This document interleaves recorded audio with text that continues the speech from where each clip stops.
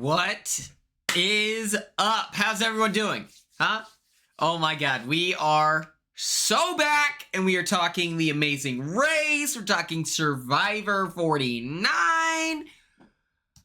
Whew! It's gonna be crazy. It's gonna be crazy.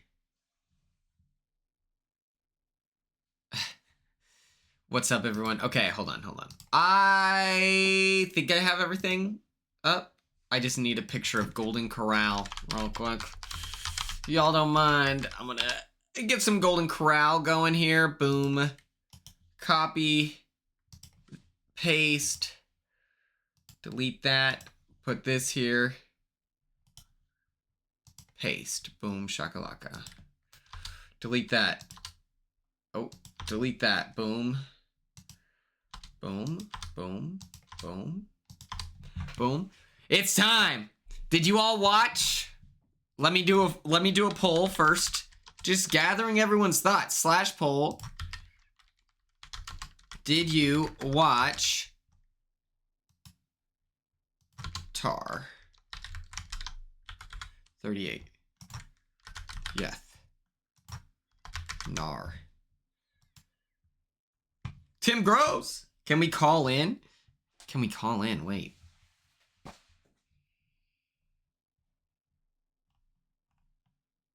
That's a great question. I've never considered this. Hold on. Wait.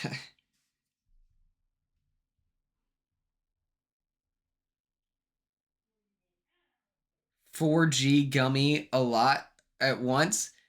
I'll be honest, I have no clue. Despite the long hair and chill demeanor, I don't do drugs.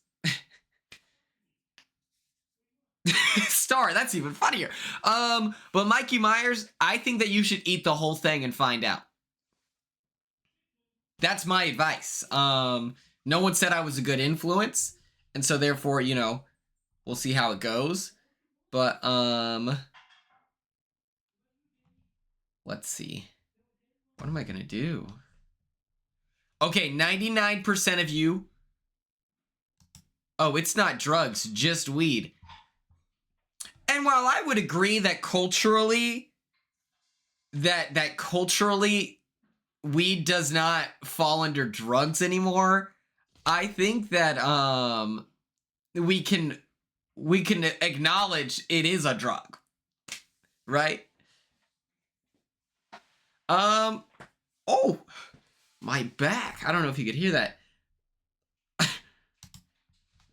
Hold on. This is going to be really funny. The fact that I'm not filling out any of the thing. 4G sounds like a lot. If it sounds like a lot, then I think we got to push the boundary. You know, we got to be able to fly.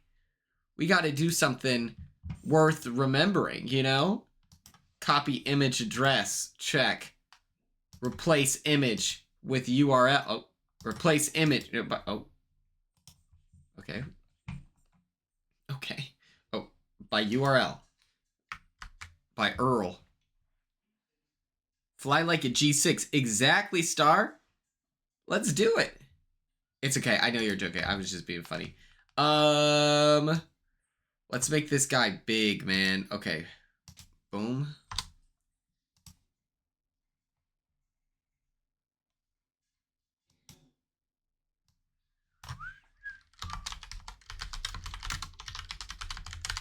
Okay, moment of silence. Check. Boom. Okay. We nailed it. I can delete this, this, and this. Okay, I have a 19 slide presentation for you. But first, how do we feel about Quinn, don't kill the chatter. You're right. Let me run a poll as well. / poll. Did you watch Survivor 49?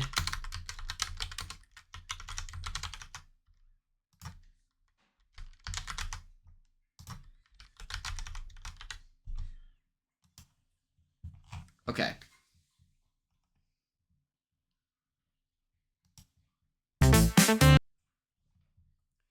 It's crazy how loud that was for you. I apologize.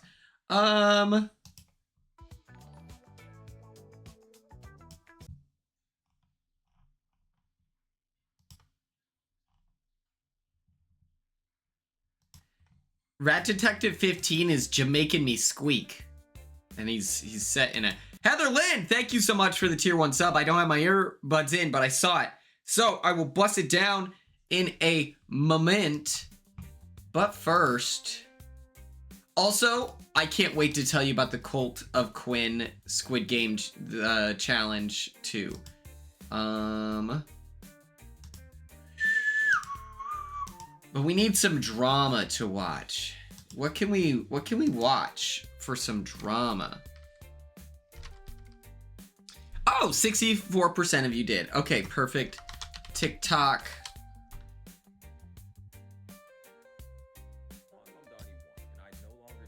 Oh. That's crazy. I literally hit pause. Okay. Now I had to mute it. Now what? Okay, there we go. Clayton, too. Oh my god. Thank you so much, guys. I will bust it down in a moment.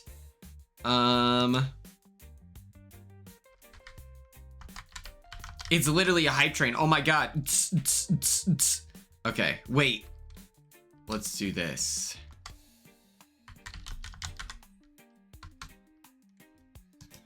Yes.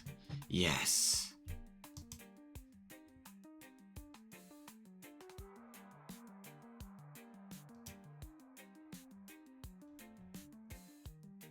I will be right back. I have to pee so bad. I need some water.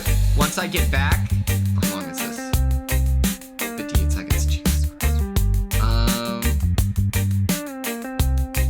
Okay, wait.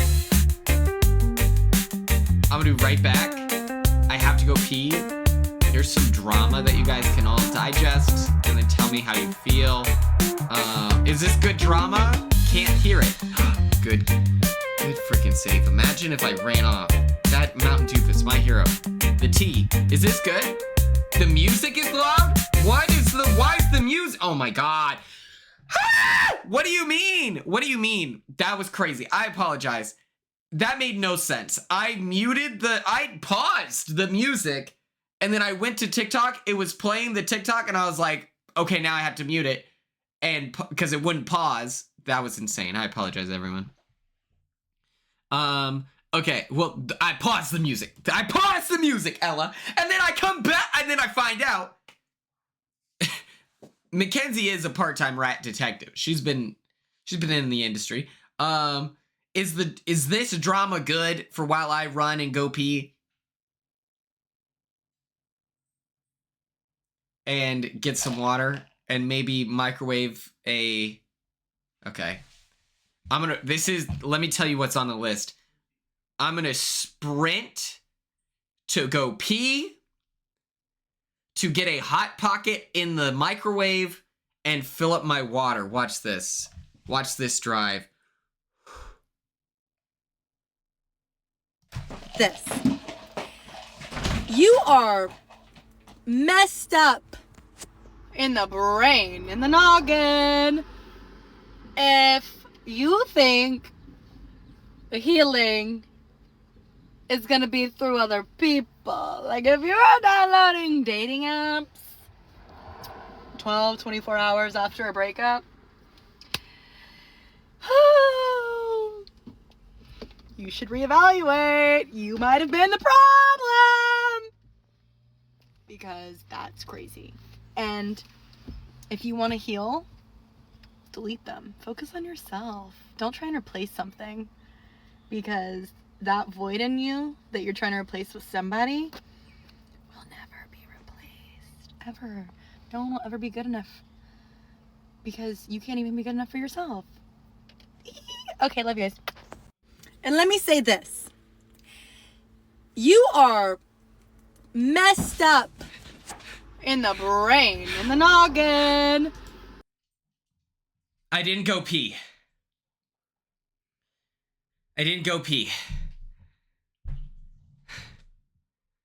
But I got the Hot Pocket in there and I filled up the water. Why not? I didn't have time, Star! Okay. And so what I wanted to say, first of all, y'all both constantly posted about how much you loved each other, how happy you were, etc. Now this doesn't add up. Well, you see, user 36936365713 not every it's not like you meet your first girlfriend and then you guys just get married. It's like, yeah, you're really happy, that's why you started dating, and then sometimes that falls apart. What are we that's good. What an annoying comment, and it has 47 likes. Oh my god, Jen, thank you so much for the gifted sub. Like, this is such a funny thing.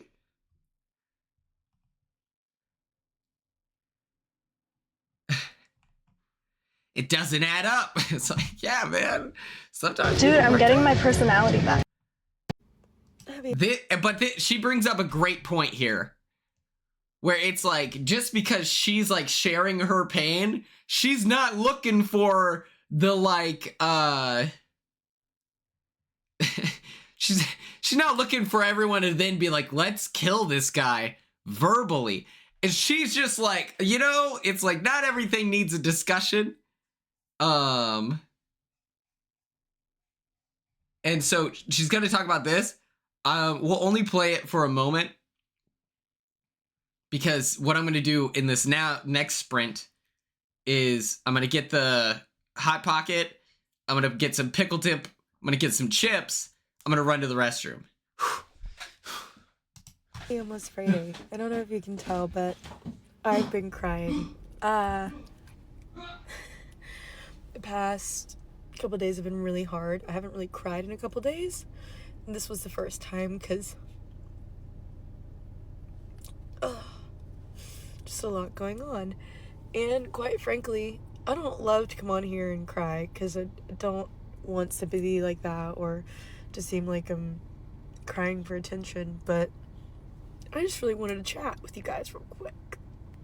So a few things. My video yesterday has been really hard to process and like deal with, and I think I posted it prematurely. I am healing and I'm grieving, so I'm going through all the stages, you know, anger, sadness, acceptance, all the things. And yesterday I saw a TikTok video and it absolutely triggered me of like just the way in which people are healing, and I have not healed correctly. I have had other people not heal correctly, and it only hurts you. And genuinely that video was meant to be advice, and I can't go and defend every comment. I'm not going to defend every comment. It's like reading through them just really hard, and like I know you want to be supportive, totally understand, but like I loved my ex very much. Maybe that's hard to believe, but yeah, a lot. So seeing all the negativity has been pretty hard, and I don't think I really took that into account. Anyways, so last night, yeah, I had a lot of regret about posting it, but I do stand 10 toes down on that statement. I do think that you should heal before you start dating again, and so I just prayed about it. And I opened my Bible, and somehow I was like, God, just speak to me. And I opened Psalm 34, and it was about guilt. Genuinely about guilt. I thought that was crazy. And, my phone died while I was getting everything ready. So I've been debating on if I wanted to talk to you guys about that and how I felt guilty towards stating stuff, because I never intended to hurt him. Boom. She had one I saw on Blue Sky that was seemingly quite illuminating. Wait. I agree. I hope that she gets to...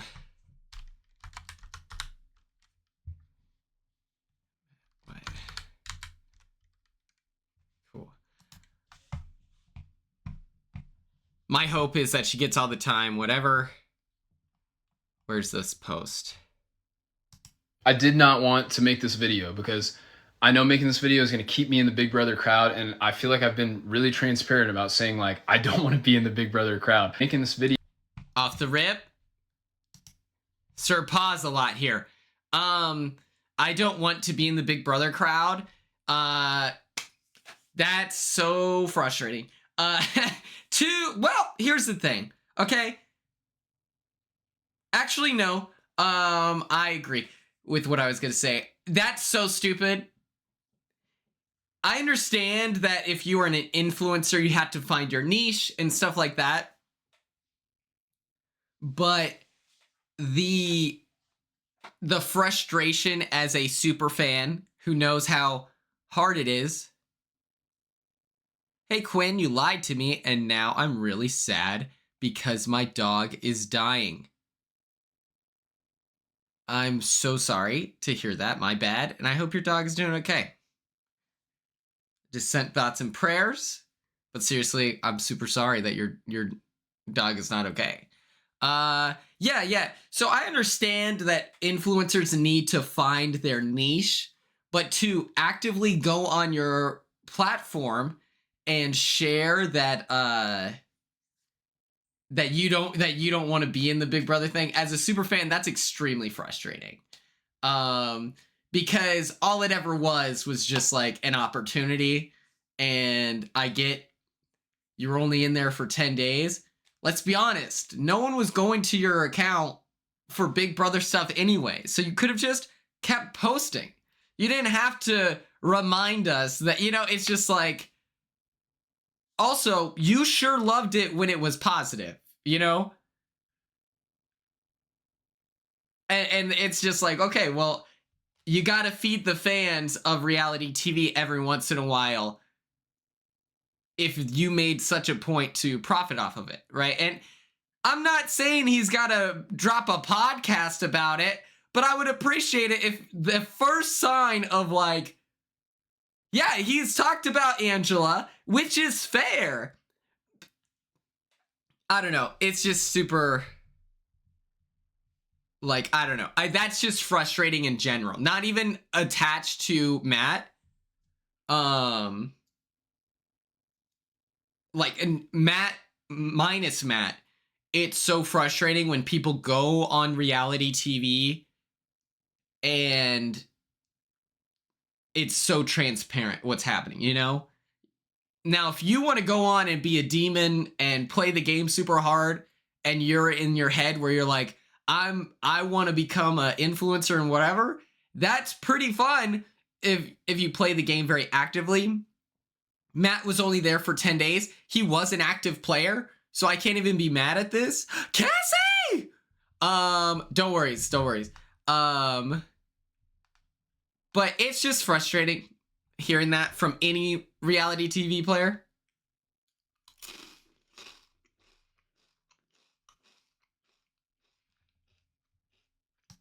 video in response to what has now become a problem and an issue of videos that someone else is making, shading One photo or me all the time. And one video. I bet you're watching this video thinking that, oh, here comes Matt's tell-all. Like, here comes Matt's defense. Here comes Matt's tea and all the tea he's going to spill. And I'm just going to tell you straight up, like, that's not what I'm going to do. And I'm using this video to try to hook you in, and I'm asking you to stay, because I'm learning some things in my life right now that are actually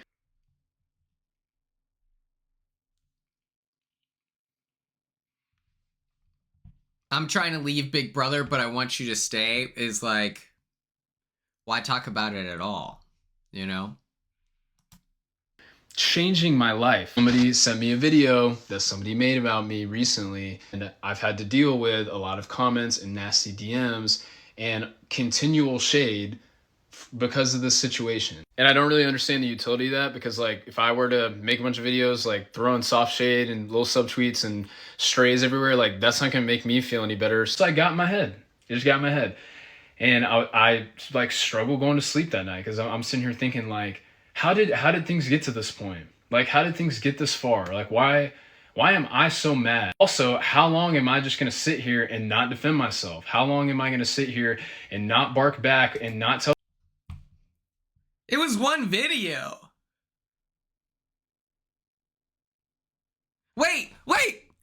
Matt unfollowed who?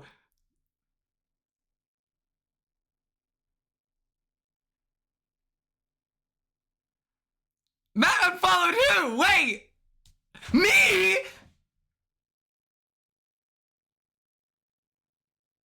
No shot! No shot! No shot! Check. What? No! This is insane! No shot. Okay. Everybody, like, trust me, there's two sides to the story. And I know that if I were to tell... I'm objective here. I'm objective. I'm no hypocrite. I'm no hypocrite. Matt is hotter than Zach. Okay, I'm not. Just like, hello? Give me 12 seconds. I was posting on Instagram right now. Join me to talk Survivor and The Amazing Race 38. Okay. Then I could feel like justified in my own stuff. Like maybe it's time for me to do that. And so I went to bed thinking like, I should make a video. I should make my own video. I woke up the next morning and sat at this desk right here that I sit at every single morning. And I picked up my journal, and the way that I journal is I just write, "Dear God," and then write out all of my thoughts and feelings. And I ended it that morning saying like, "God, will you just help me see this correctly? Like, this is what I'm thinking about doing. Can you help me just see it correctly?" And I closed my journal. I'm like, yeah, let's see how long that takes to get an answer to. Or if I even get an answer at all. And I highly doubt that I will. And then I pick up my Bible. And I've been in the book of Philippians, and I read this passage, and I'm going to quote it to you from memory because I memorized it the last 3 days because this verse has changed my life. Get really fired up. I'm going to stand up talking about this verse. Thank you so much. Thank you so much. All right, Daniel, because Zach is low-key one of the prettiest people to ever play Big Brother. No. Listen, Zach's a handsome guy. Prettiest? He's a gruff.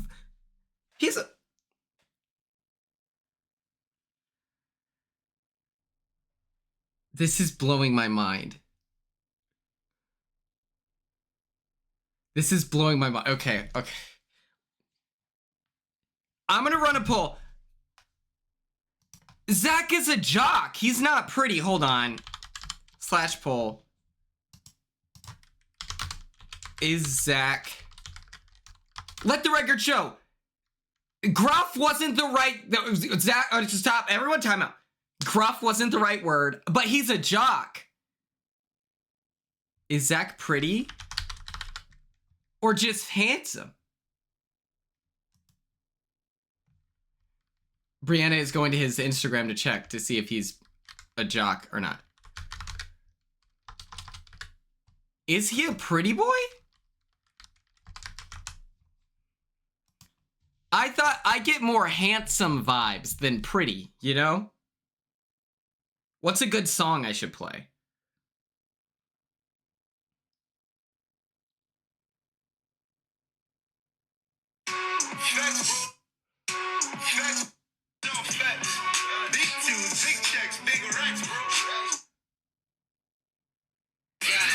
There's no way I was unfollowed. There's no way. I gotta search.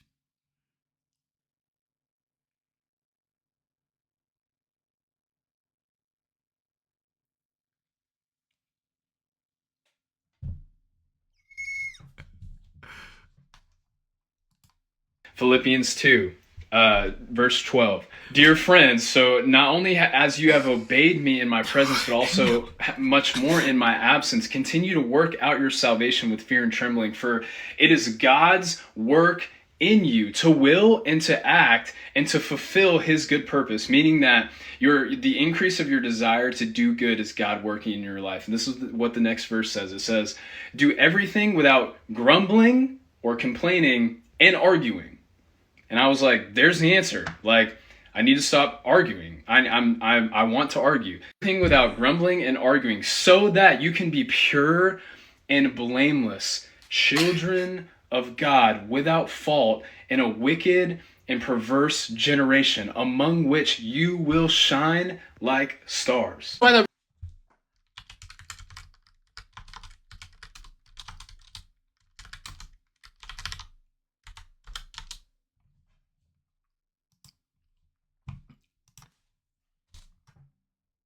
Do you guys think...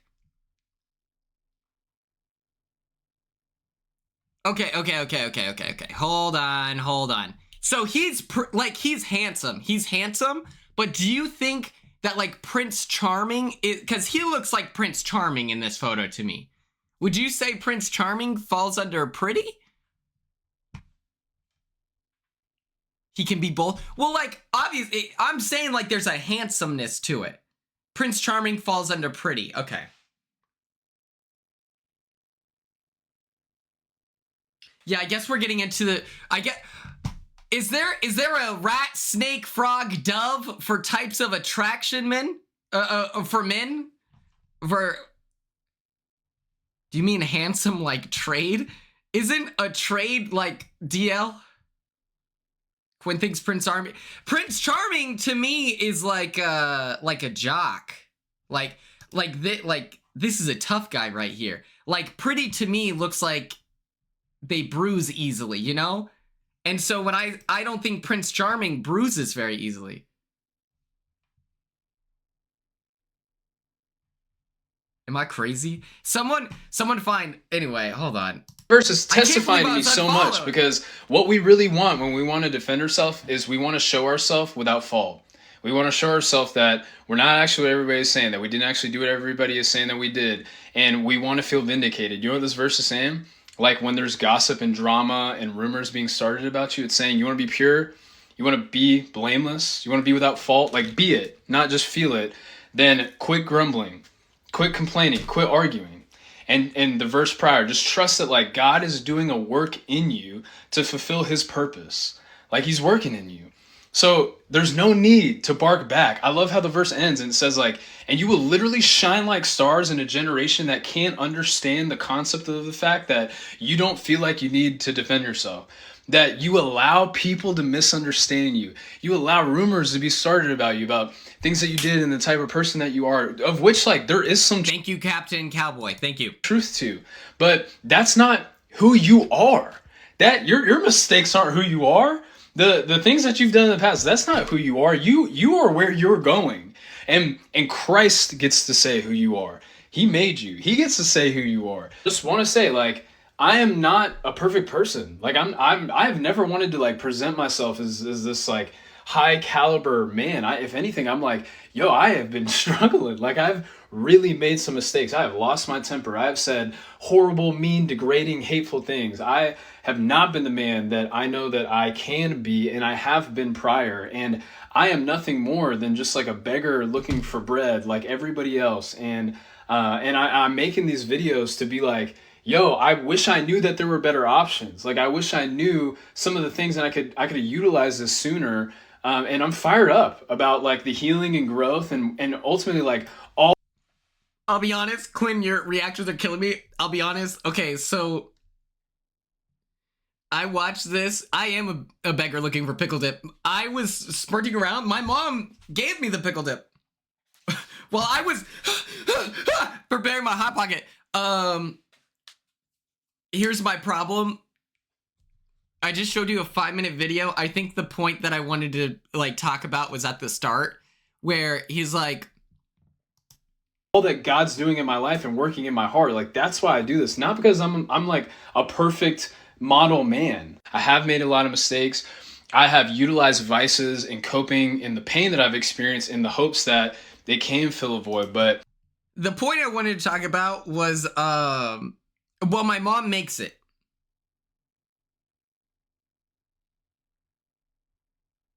So I can I'll find a way to post the recipe. I'll ask my mom if it's a family recipe or if it's just like, did we just find it online? You know, something like that. But what I wanted to talk about, the point that I wanted to speak on is he shares this idea of like, I was gonna post a response and whatever, while pushing and simultaneously opening the door that like she did something wrong that he could speak on, but I'm not gonna do that. Well, you've already opened the door. You have responded, you know? Just because you added 4.5 minutes of like the Lord's work, shout out my boy Jesus, you are responding, and you're playing this like, I'm sorry, victim role. Listen, if I broke up with someone, or if and you're you broke up and you're on a dating app, 10 minutes later you don't get to make a 6.5-minute video about how heartbreaking this is and stuff like that, okay? And that like my whole life, whatever, because you were pretty quick to move right, you know. I wasn't gonna be sassy in this, and then I found out I was unfollowed. And so I was unfollowed, and so now I'm petty. Because it's like, what the fuck? What the fuck are we talking about? No.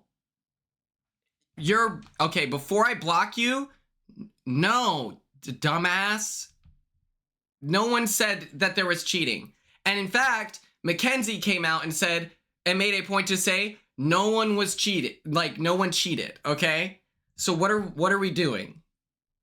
You have to, like, listen to what people are saying before you, like, start talking shit, right? Like, please. I never once even remotely suggested that there was cheating involved. So now what? I never seen that. Sorry, Quinn. I just don't understand where that came from. Yeah, so, okay, here's what happened. I wanted to go to the bathroom real quick. I'm sorry, then. I'm sorry. I'm sorry, then, for being sassy. I thought you were like, I've never seen your name in chat before. I apologize. That was mean. That was really quick to bite your head off. So what happened, for those of you who are confused, I wanted to go pee real quick. Yeah, that seemed like a genuine question. Okay. My best friend. My best friend. She a real bad bitch. I don't understand what just happened. My bad, everyone. What I was trying to say, right? So I'm sorry. I'm sorry if that was mean. I'm sorry. I'm happy I didn't ban you before I said anything, so that you could be like, dog, I was just responding. What happened here at this stream was I needed to go pee and I needed to make some food. And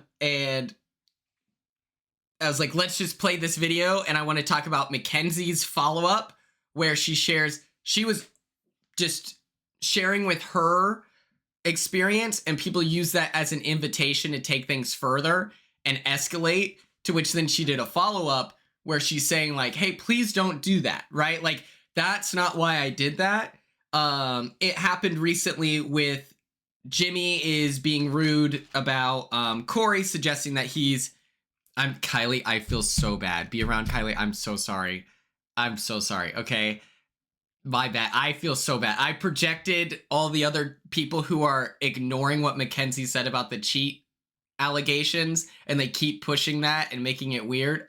I put that onto you. I thought you came in here just to say that, to like start stuff. I'm so sorry, bro. I'm so sorry. But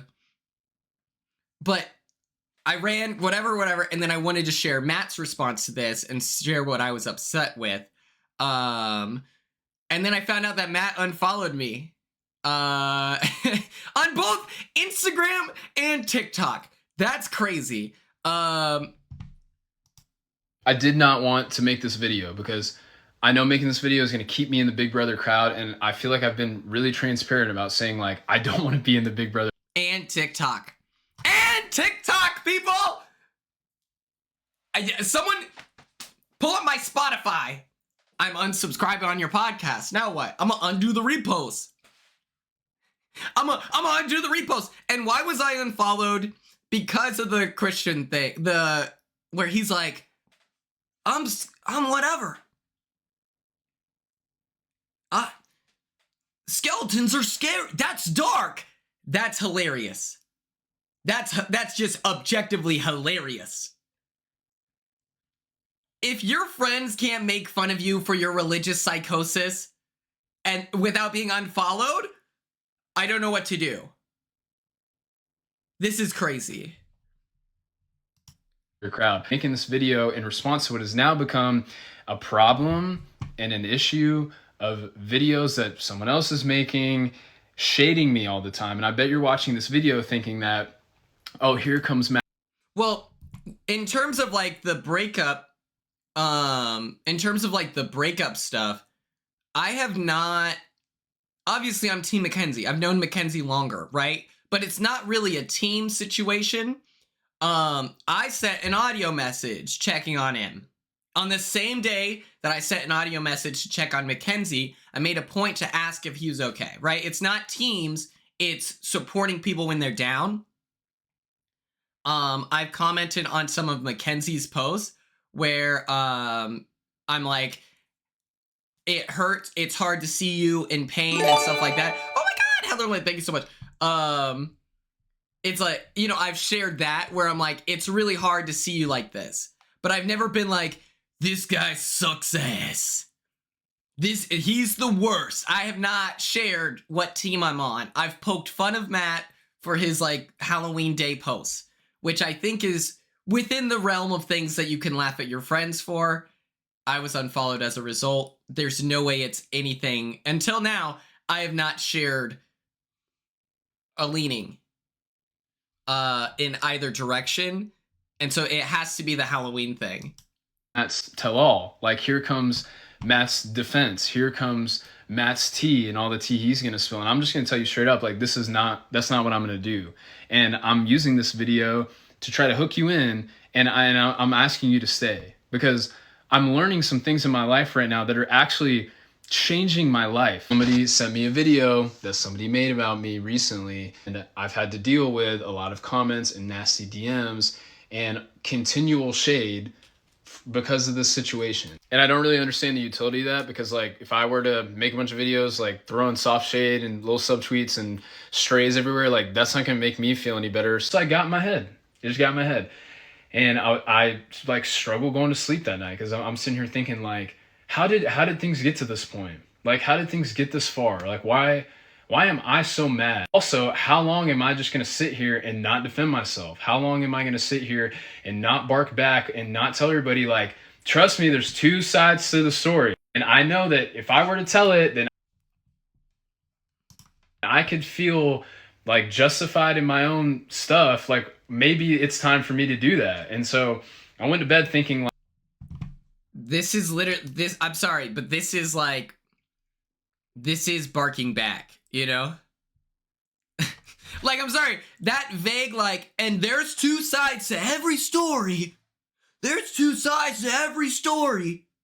That is, you're letting people know, you know?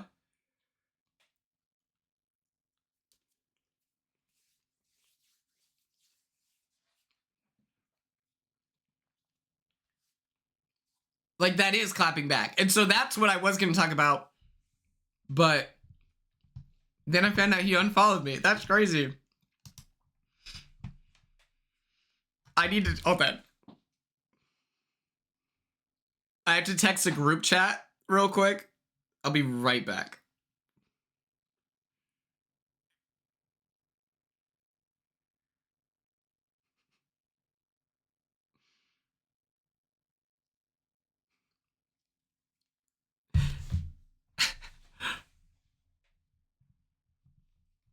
Well, we're not gonna do that. Like, I don't care that much, but anyway, Chelsea and Leah were unfollowed. I saw, who else was unfollowed? Someone was sharing. It was like a laundry list of people.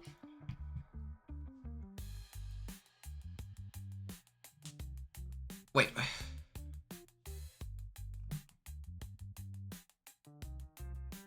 Wait. Unrelated. Wait.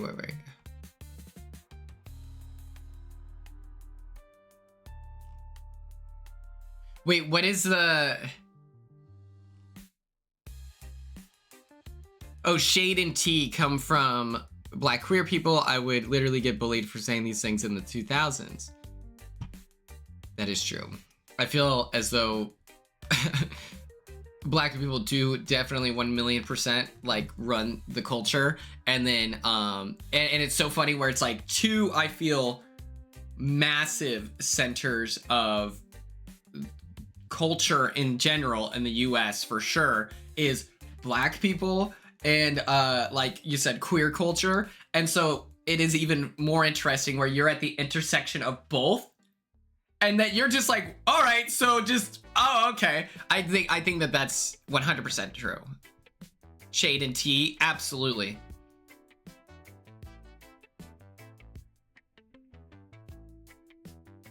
Yeah. And then Matt being the, yeah, clap back, like everything, like. But yeah, that's crazy that I was unfollowed for making a joke. A joke? I was unfollowed for a joke? It was a religious psychosis joke. Also, why unfollow me if, here's the thing, if you believe that skeletons and witches in your front yard is dark, you saw my front yard. I haven't even posted the TikTok of my backyard. You've seen my yard. You know I'm going to hell, so you don't have to unfollow me.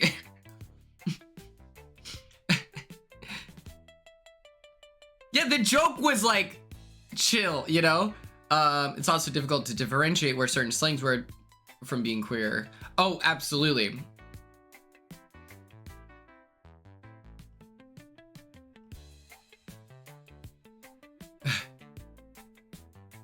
What's up, sparkly crayons? How are you?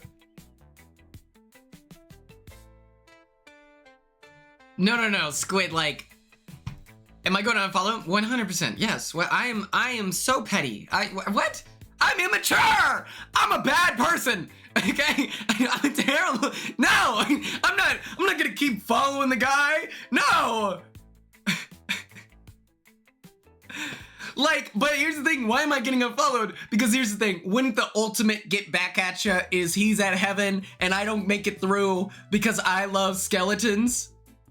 I'm telling you right now, I hope my mom can't hear me as I'm saying this. When I move out of this house to California, I will be stealing the alien skeleton. Hello, Brianna. I will be stealing the alien skeleton and bringing it with me to my new apartment. So it's like, I think you're actually very reasonable. Thank you, Madison. I appreciate that. I appreciate that. Hello, Brianna. Welcome back. And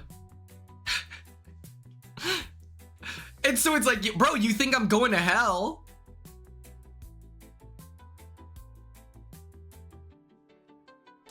I don't know, because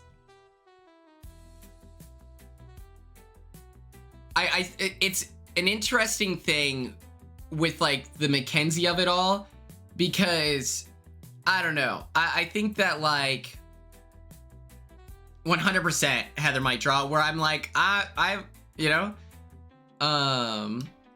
it's what's interesting about the comment thing was if it's because of that, it's like, oh, so you're unfollowing me because I'm letting like, it's like you would be unfollowing me because I said that like it made me sad to see her hurting and that like I can't wait to see her grow and everything. Like if it were for that, that would be even more insane, I feel, than the like the joke TikTok, you know?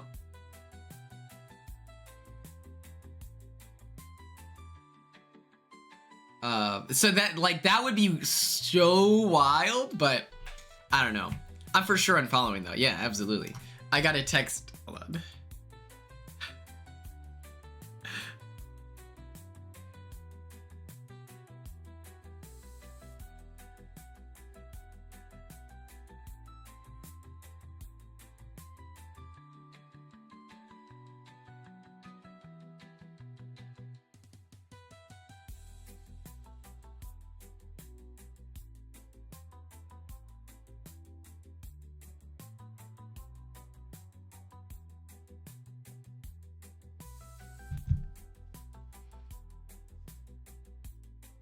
I did. I sent a text about it today.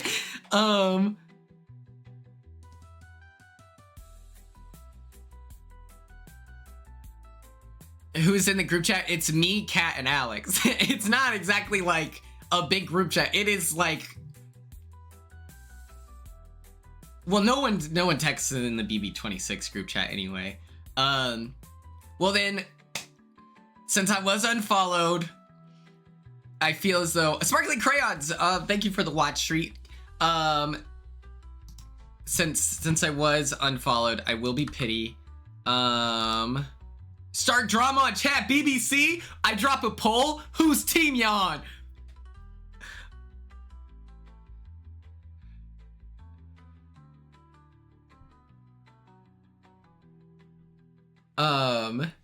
What I will say is, first of all, sobriety is really cool. Opening message. Opening disclaimer.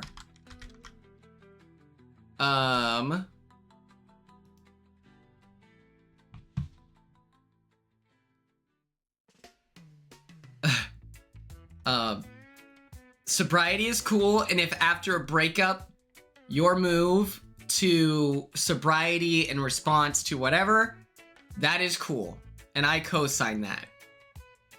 Lying about sobriety is fascinating, or the circumstances of a story was posted saying that where he's like, 10 years I haven't been off of nicotine, whether it's dip or Zyn, in 2 years. Or no, in 10 years. Like, I've been doing it every single day for 10 years. Thoughts on him going on a dating app a few days after breaking up. That's what I was gonna say. Okay, that's what I was saying earlier, where I was like, you don't get to like make content about how heartbreaking this breakup is and try to like capitalism machine. And oh my God, like I'm trying to make profit off of my heartbreak, and then be on Tinder or whatever dating app he was on immediately afterwards. Like that, you must not be that heartbroken, right? Like, what are we doing? So what I was gonna say is posting and greatly exaggerating the sobriety of, or I've been on Zyn or dip every day for the last 10 years. We were in sequester for 2 weeks. He was in the Big Brother house for 10 days. He told me that he told me in the Big Brother house that like the Zyn would be like, like a drunk Zyn. You know what I mean? Very much was painting the picture of like, yeah, I used to party, but I don't really do that anymore. And I just think that that's funny to like over exaggerate whatever so that you get a larger round of applause for your sobriety in the face of like a breakup. Like, that's just funny. It would be like if I did a hard 75 and then just to make the story more compelling, I created this image that like I was an alcoholic, That to me is very funny. Anyway. Shout out to Don't go get no prank happy. Heather Lynn and Clayton for the tier 1 sub! We'll never give it up. People talk, but we just don't care. In this life, you gotta live it up. So everybody put your hands in the air. It's an all-night party that we're getting into. You think it's all over, and the joke is on you.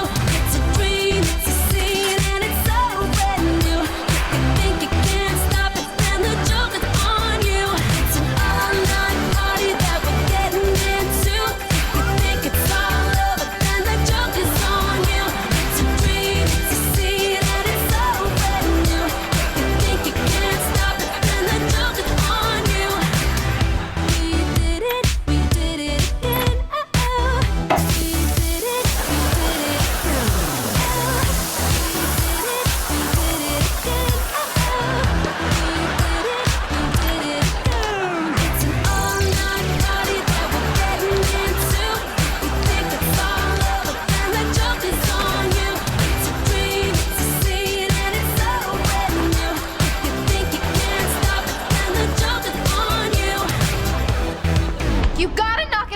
pranking.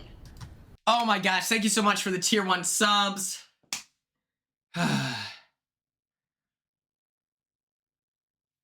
Is there lore for this song? I just love the show iCarly.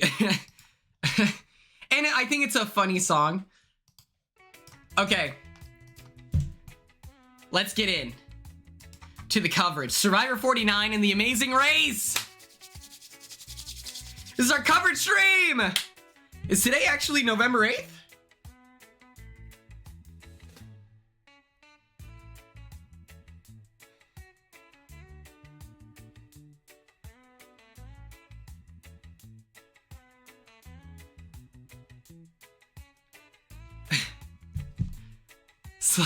Sideshow Josh, how are you?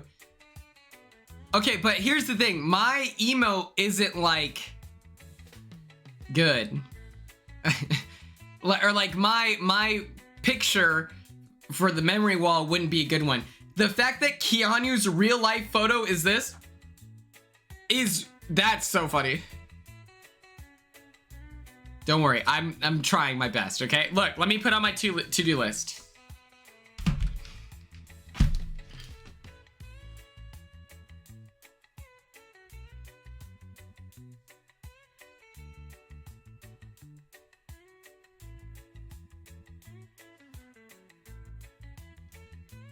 I had a pee break. Yep.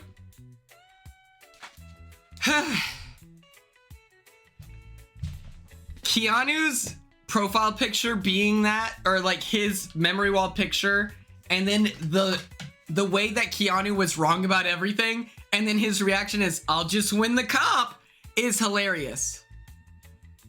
You get your own creative freedom, but they're gonna push you, like, you know, I wanted to do this. They said no. They said no. Let's do it. I will be starting with The Amazing Race 38, because I am obsessed with this season. If you are not watching The Amazing Race season 38, oh my God, it is the best, okay? Clinton, what's up? It is so much fun because we know them. Like, I'm curious if I'm gonna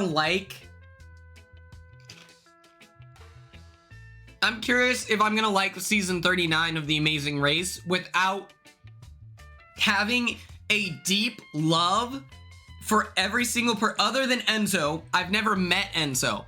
Everyone else I've met, and I can say 100% I love them in some capacity, you know?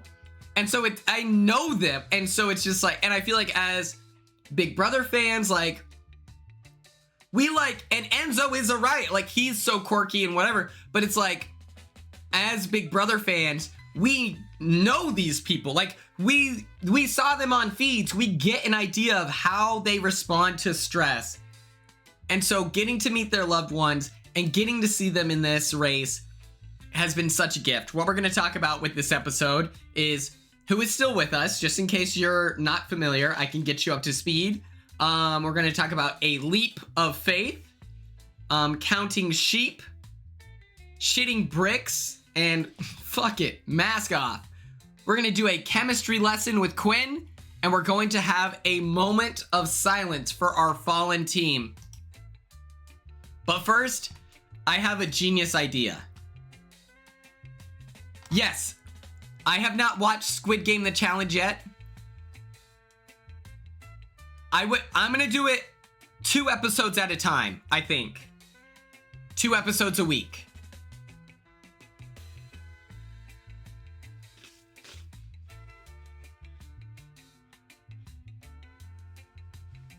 Chemistry, I'm ready. Mini XO, I found out your real name. Because you filled out the draft thing. Oh, Cassie. Madison, if you haven't seen it,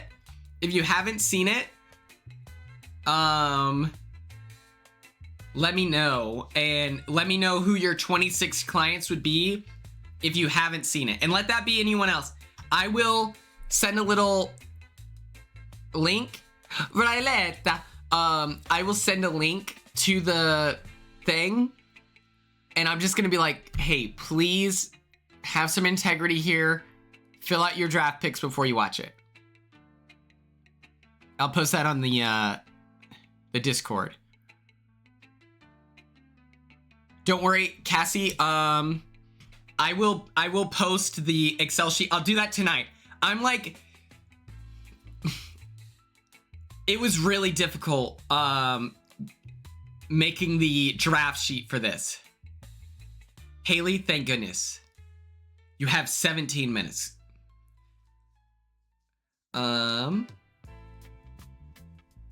Oh, sorry. I don't have the Discord like that.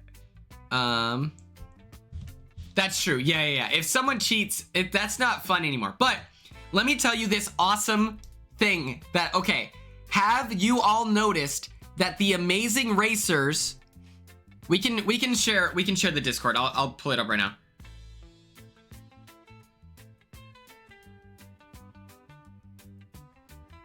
While I'm pulling up the Discord, I want you all to know Noah from the Alaskan Bush people is in the middle of a divorce, and he received the divorce papers not from his wife, but his ex-wife's new boyfriend. That would be the most demoralizing experience of my life.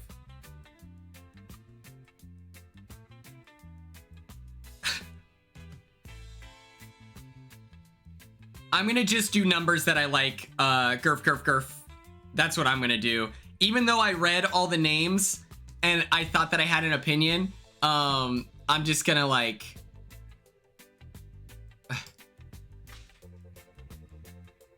Didn't you wear someone else's girlfriend's skirt? That's me, actually. Oh, you're saying that would be embarrassing? Oh, no. Voting out my arch nemesis in his girlfriend's skirt, breaking his spirit and gender, like whatever, gender norms. That's a pretty solid night for me. And I won HOH. My genius idea. Okay, so in the Amazing Race, you will notice every single, like, competitor has a watch on. And it's so that you can, like, know for sure when the flight is and stuff like that. Because you don't have your phone. Here's something I considered. Oh my God, imagine how stressful it would be flying to a new city or a new country and you don't know the time difference. So what I think you should do is bring a Garmin watch, and anytime you connect it to the satellite, it knows exactly where you are in the world, and it will adjust your time difference. All you have to do is press the run button, and it's gonna take a second to connect. And so, my thing is, if anyone in here, we have 70 viewers, if any of you are on the Amazing Race, try to see if you can bring a Garmin watch so that you can save yourself the 45 seconds of fixing your watch. All you ever have to do is click run, and then you know. And then, I don't know if there's ever like, you know, how many miles did you run, whatever. You could cheat that way. You could cheat that way. Where it's like, oh, you had to run back and forth, or, you know, run this, or hike this trail. But you can't access a map with the GPS. So what I'm suggesting is that you lie to production about what it is. I'm kidding. Allegedly. But that was just an observation I had in the shower, and I texted Kat and Alex this. Thanks, Gerf. Okay, who is alive? Let me break it down for you, baddies, and remind you what their team names are. Up first, we have the People's Princesses. Literally, America's favorite team, Paige and Izzy. We have the Dos Laurier. the Ab Twins, the Diamond Mind, Nephili, the Baines Bros, and Double Trouble. And Ella brings up a good point that the Baines Bros, they told me that they use like the phrase turbinated multiple times, which I love. That it's like, you gotta shoot your shot because it might be a Riz God situation. Oh, no worries, Cassie, I was gonna post it on my Instagram. Let me put that, hold on.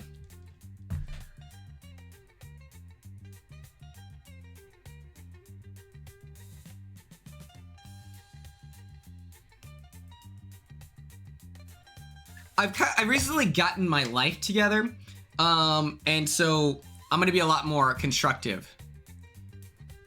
But it might be the Baines Bros using turbinated. They were trying to do the RIZGOD Riz God baby. There's a chance that they'll use it every single time you've said it, and there's also a chance they'll use it once as a one-off joke, you know? These are the baddies who are still alive. We have 1, 2, 3, 4, 5, 6, and 7. BB is for lovers. You'll notice later on in the stream, I adopt their name. I'm gonna do 2 polls of who's your fave, or we'll have to do 3 total, right?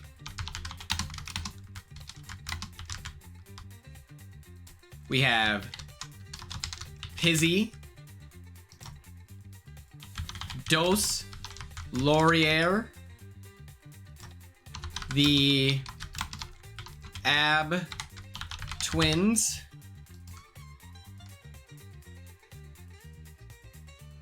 and then we can do that. And then we'll do 4, 3 versus 4.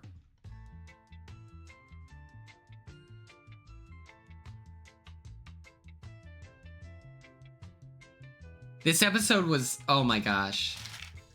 Also, okay, while you're voting, I think it's so funny that like part of casting like a boyfriend and a girlfriend,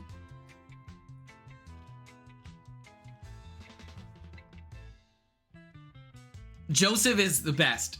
Like, he's, oh my god. It's so like, oh my god, what was I gonna say? Oh fuck. Yes, sparkly crayons. But part of casting a boyfriend and a girlfriend on The Amazing Race is that like you want you want the conflict to be, oh my god, the Ab Twins. Okay, remember that. And then slash poll. That's hilarious, Brianna. We have the Diamond Mind. We have Nephili. We have the Baines Bros. And we have Double Trouble.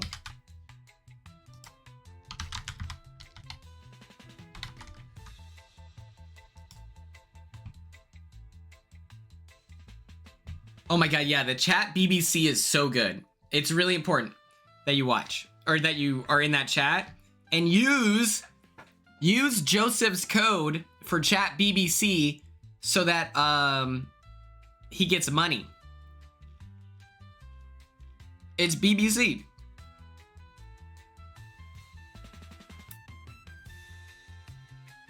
Oh fuck, what was I talking about? Oh, so they cast Tucker and Rubina because it's like they're in love. And the idea is that there would be conflict. Imagine, this is probably what they were begging to happen. Let's say this episode, for example, Rubina and Christine show up a little bit later. Oh my god, 50%. Okay, Nephili almost, okay. slash poll. They get $1 per person.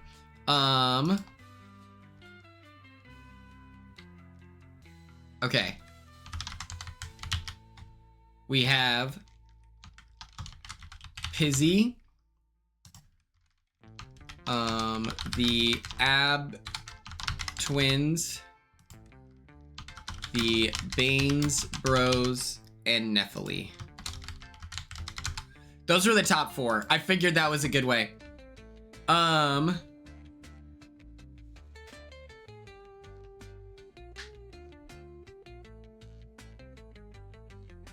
We'll talk about it actually with this Kylan discourse. We'll talk about it.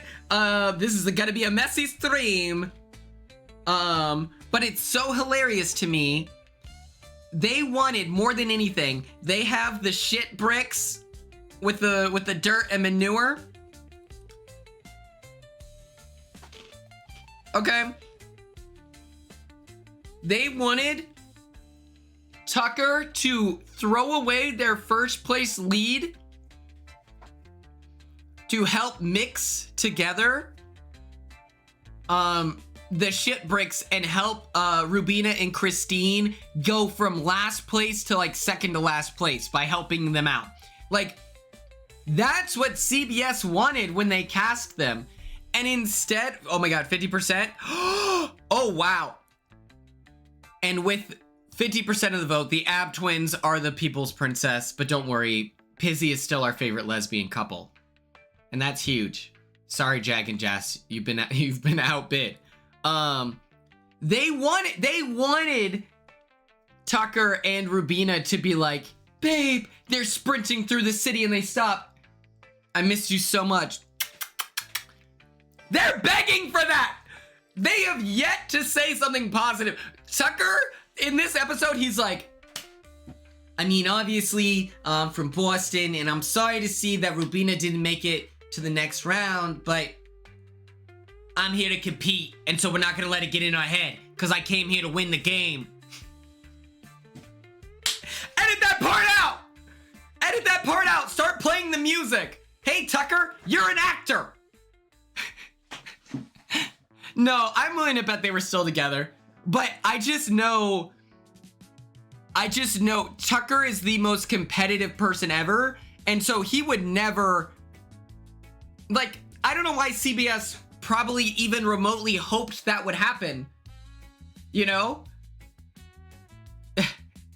Rubina, she's girl power. Like, her saying in her last dying breaths that she hopes Pizzy wins, that makes sense. Tucker, like, they wanted an emotional, like, makeout. They wanted heartbreak. Why do you think CBS wanted that? I think it would be good TV.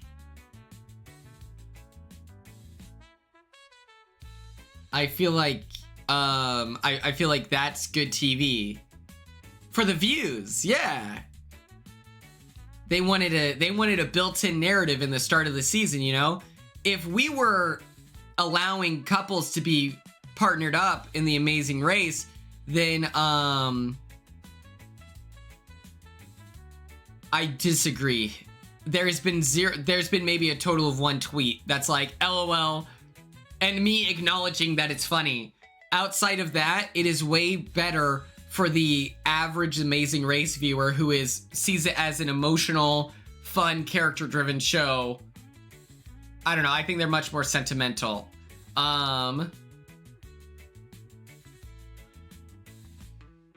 Because here's the thing, if they were allowing Big Brother, like, couples to compete, then they would have just put Rubina and Tucker together. But since that's not allowed, they do the loved ones. I feel like that makes sense. But yeah, that's who's alive. Our favorites are the Ab Twins, Pizzy, Baines Bros, Nephili.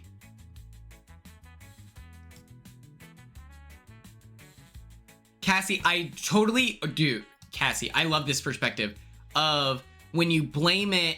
I like that, where it's like, if you're just blaming it with no accountability or follow-up, I can understand why that would further the the stigma, and it would, you know, there's a less accountability for the greater community, where if you're watching it, you just, I don't know.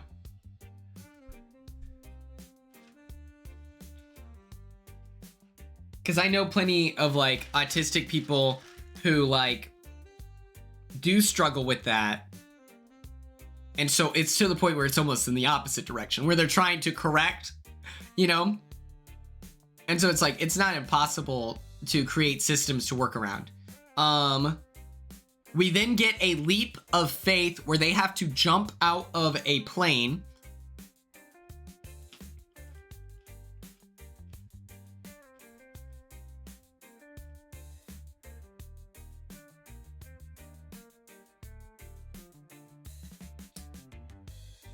I think Ella was just making like...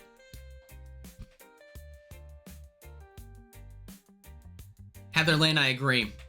Here's the thing about Joseph. He's a lover boy, okay?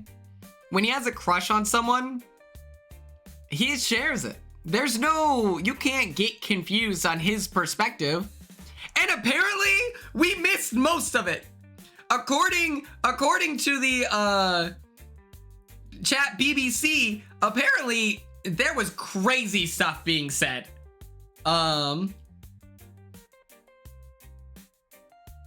Yeah, Tucker of all people was like, you guys don't even know the start of it.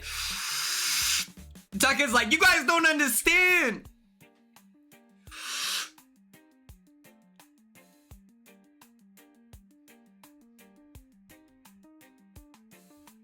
That is true.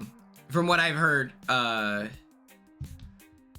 Tucker should have done a TikTok live. I would have been in there gifting galaxies. I would die for this tea. But yeah, I love Joseph. The order of the jumps, the people who showed up, it was Joseph, Tucker, Taylor, Jess, Paige, Chelsea, and Natalie. Something that is interesting is that, and maybe this was just, well, no, they couldn't just edit this. If I'm jumping from the plane first, I better touch the ground first. We're not taking the detour scenic route. In fact, I've been skydiving before.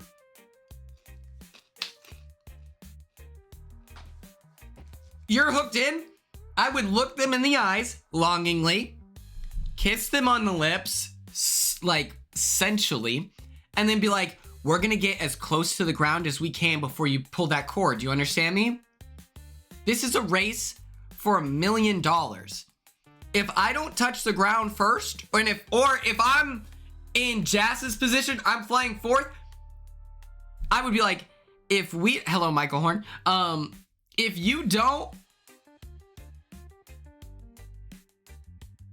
like, if we don't touch the ground first, no matter what place we're in, I will be pissed. And we would get this close to the earth before we pulled the chute. Oh my God. I don't think jumping out of a plane is very scary. So I would be so comfortable. Joseph, he had to go because his brother has like equipment and it wouldn't have been safe. Tucker, he goes, no hesitation. Tucker going is like, oh, 100%, Heather. And I'm willing to get to bet you can discuss that beforehand of like figuring out that safety protocol and stuff like that. Jas goes, not even a second thought, Taylor touched the ground first. They were like, oh my God, Taylor hit the ground. And I'm like, that doesn't even make sense because Taylor, skinny legend. We were hanging out one time. She got lost behind a grain of rice. Skinny queen. We've seen her. She posts TikToks when she's doing like the dance, hot yoga stuff. I'm like, she doesn't even like weigh 1 million pounds where it's like they're just hurtling at the earth uncontrollably.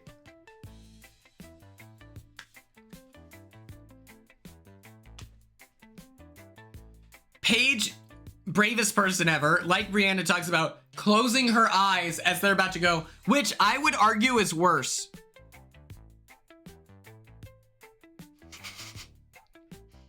I didn't know that she had an opinion on it, but now that I know that, I will never use this photo again.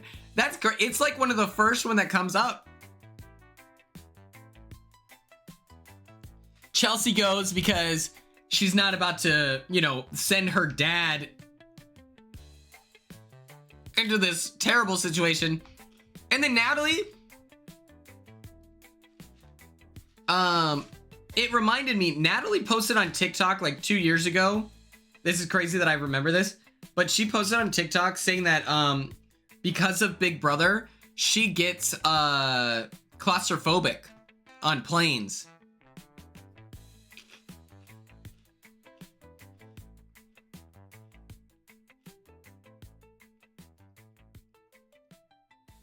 Cassie, oh my God.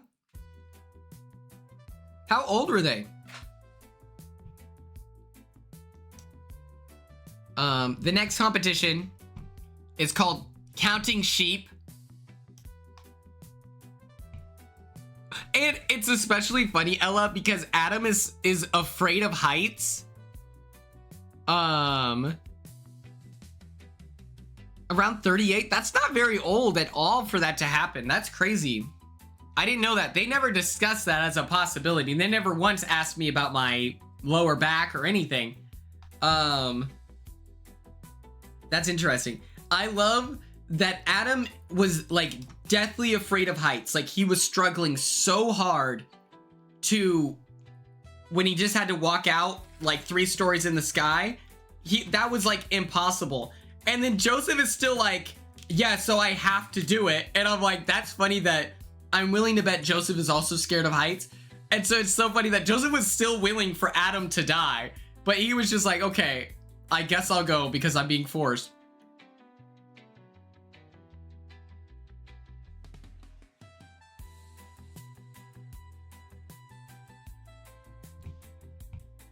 Turner would have fainted. He would have. But yeah, they did this competition where these spray painted sheep have to be put in the corral, and it's 5 of them. Yes, I thought about this. I was like, the fact that like Cat, like the fact that Cat would have had an advantage of just seeing people wrangle sheep before. Tucker reveals to us that his family owns a ranch in Montana, as well as, you know, other things. And the whole thing is you herd your 5 sheep into the pen and close it behind them, but they're capable of jumping out. So the strategy is for one person to stay in there. And oh yeah, remember when they had the piggy in season 2, and the fact that it was even allowed to be near the pool where it fell in? Oh yeah.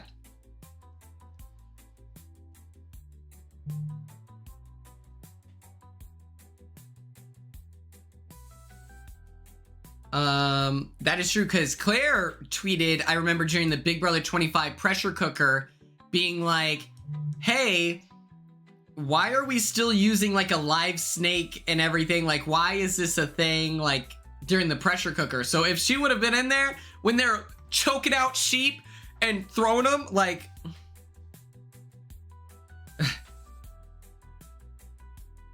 Oh yeah. But yes, the sheep, the best thing is you have someone stand at the gate and you're like, you're going nowhere! They try to jump up, you catch it and you slam them in the ground! Punch them so they can't get up. Fun competition, and I'm willing to bet the sheep are fine if the sheep owners. The sheep that specifically leapt over the fence, and not even went through the gate, but leapt over it, hilarious.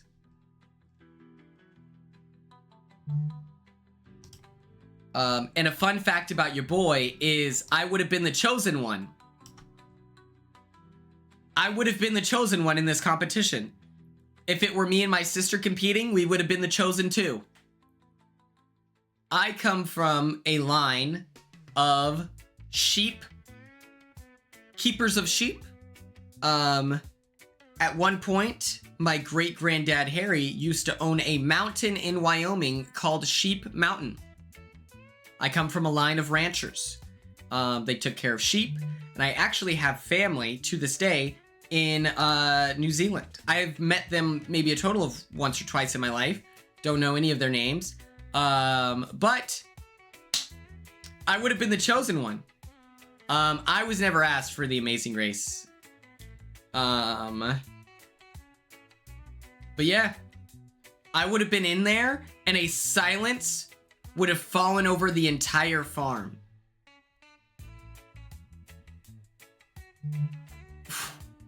A quiet, you could have heard a pin drop 12 miles in every direction. And I just would have been like, hey guys, this is what I need you to do. Go into that corral right there. And they would have, oh, okay, yeah, I got you, man. And they would have dapped me up.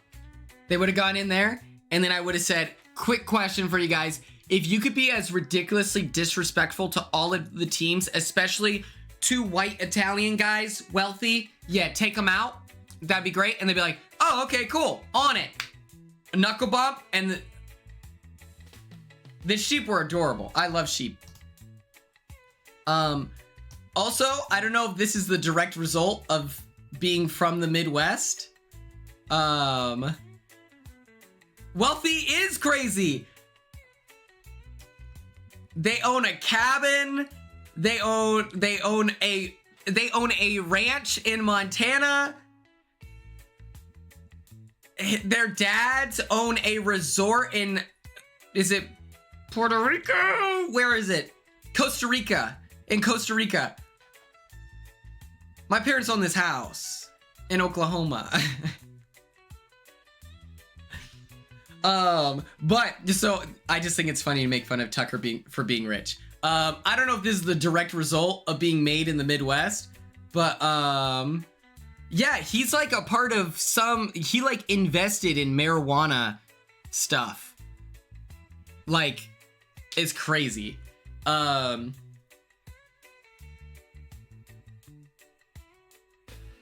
frozen protein bar chef is a blue collar job, you know? I guess. But he owns part of it, is like the thing. He's like a major investor, no? But either way, it doesn't really matter. You can't own an apartment in Williamsburg without being loaded. I don't even know how that works. Okay, that's a real question. I had an apartment in Omaha. Those are, and like, no worries, Gurf. I could never be upset with you. But, okay. Disregard. Well, I mean, I would have targeted Tucker for being rich 1,000,000%. 12,000,000%. I'd have been like, you literally, like, the Amazing Race, the $1 million, that's your life already. I'd be like, you're fine. But that doesn't mean he's a bad guy. I also feel, yeah, he also helped, like, platform, like, Zoran Mamdani. He's very progressive, so I don't think that he's, like, doing anything evil with the money. So that's pretty cool. But how does owning an apartment in New York work? Because, like,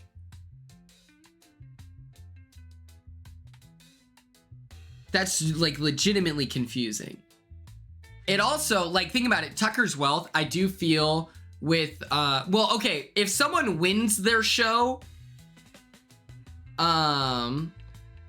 if someone wins their show and that's why they have money, I'm like, okay, that's, like, pretty sick. But I've heard about you buy out your apartment in New York. Like, I'm okay if you've won a show. It feels like a little bit different, but, like, I mean, like, Tucker was very comfortable going home. And so, in Big Brother, and so he was able to play in a very risky way, because him winning the money, while it would have impacted his life, it would not have changed his life in the same way if I were to win the money, or Joseph were to win the money, or, like, you know, And so I do believe whether subconsciously or whether subconscious or not, there was a willingness to make crazy moves because, well, if winning the game was important to him, I don't think that he would have blown up the whole house week 3, is my response to that. He's in a pretty decent position. There were people who wanted to work with him. He wanted to work with the men, you know.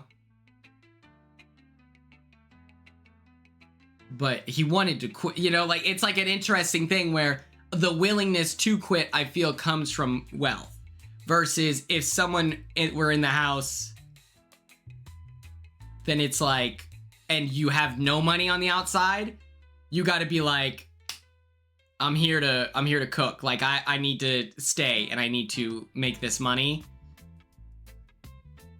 Was him wanting to quit as vocal as Kenny's? I'd say it was like different, but no one can ever get as close as Kenny, you know? Yeah, like, but that's like not really the biggest thing in the world. I just think that like, I wasn't doing that. I felt like I was trying my best to be good TV in a way that like would open the door to a win while still being exciting. Like I took unnecessary risks, but I wasn't willing to ever go up here, and it was because I knew at the bare minimum I can get all the money from sequester if I make it to jury. That was incredibly stressful, and that money helped a lot, you know? No worries. I don't know if it's the result of growing up in the Midwest and going to school in the Midwest. I want to build this pontoon boat that they built. I love, like, there's like that joke there's like a joke in the Midwest where it'll be like, my girlfriends will have in their Hinge bio, if you don't have a boat, don't swipe right. Or it would be like, if you don't have a boat, don't swipe right because I'm trying to go to the lake this summer. And it's just a joke, obviously, but it is true. In the Midwest, people love going out to the lake on a pontoon boat.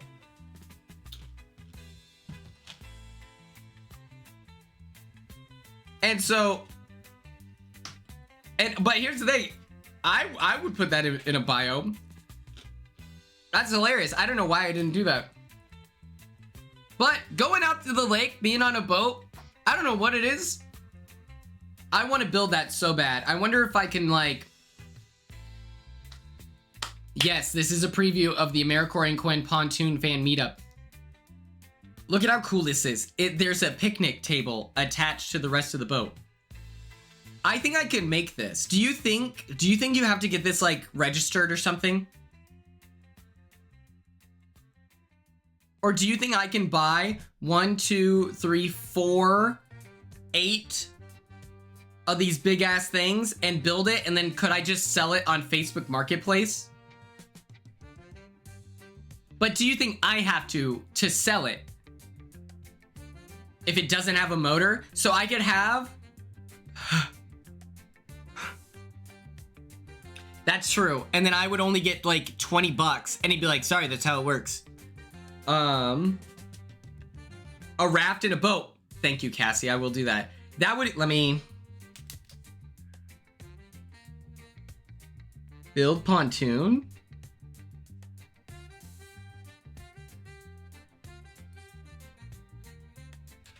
Because I love the picnic table on here. And if you just add the mount for a motor, I'm gonna see if there's YouTube videos on it. But I loved the little pontoon boats they made, and then they had to push on the thing. But even if I didn't include the table, which I think I would, that's so easy. I can drill wood together, and then they just did the little ratchet tightening things. That's so easy. We then had this competition where it was between a rock and a hard place, and you either had to like shit bricks or make some masks. And so I'm gonna run a poll here.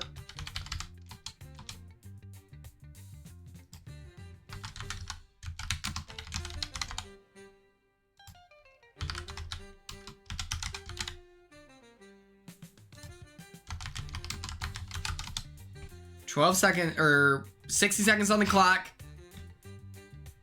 Let me know which one you pick it.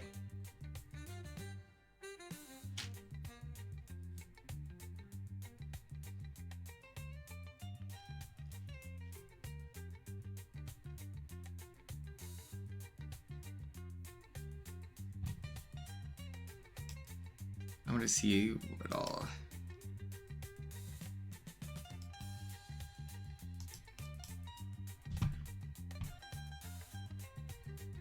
I agree.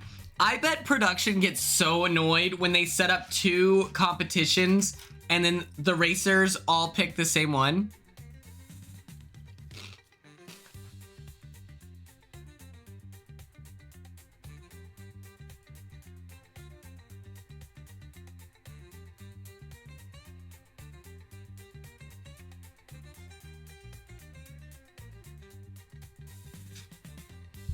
Brianna, I wonder if they do that.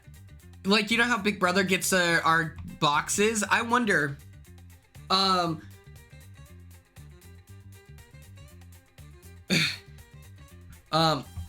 don't think I would be able to do the sewing and like the felt poking. Like that would be extremely difficult for me if I ever got the invite to the Amazing Race. I would 100% learn how to sew and stuff like that just because apparently this is necessary. I loved that that Izzy had experience. We got a little character segment. Beautiful, beautiful. But I do think that I would have chosen the shit bricks because I can move fast. I can move quick. I don't care. I would put my hair in a bun and move like knowing how to dance. Well, I have a pretty solid sense of rhythm. But I would definitely, if you ever catch me in a dance class, that means either 1, my dreams finally come true and someone reached out to me about joining a dance class, or I'm about to be on The Amazing Race. Cassie, that's so badass. But yes, I think that I would be able to, by the sheer, like, I can just work with urgency. Like, me working with urgency, I feel like I would be able to beat anyone and everyone in this competition. Let's talk about it. Let's get into it. Panic! Loud noises! Spiders! Rusty needles, heights, and yet a strong, overwhelming silence. Let's talk about real love. No, I did not get the challenge call. But I think that Paige and Izzy work well together. So well. It's absolutely insane how patient they, yes, they're so patient, Colleen. What, like, that is, and then it's like, Izzy's moving quick. I'll check my email. We'll see, but, they're sewing, and then Izzy is like, I'm not rushing us. And then before she can even say it, Paige goes, but we can do it a little bit faster. And she's like, I think that we can go faster. That is so healthy. Like, it's absolutely insane how good they are together. Don't answer. It depends on, I'll be honest, it depends how much they're paying.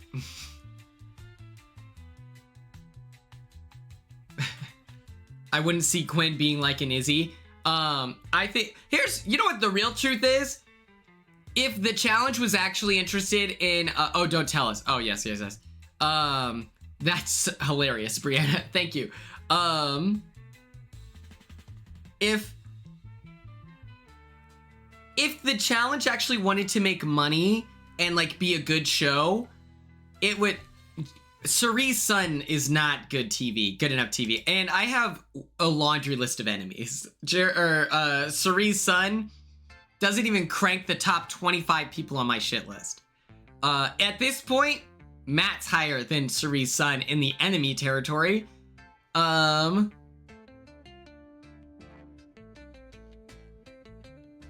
boy Cedric is almost at the end of the season. That is true. Oh my god, yes. I loved Paige holding over Izzy's head of like, I saved your life. Like, they're this beautiful couple. But if the challenge actually wanted viewers, what they would do is bring on like fun, non-problematic people who are like engaging TV that people can actually root for. I want to see a version of the challenge where like Izzy is a regular competitor, you know?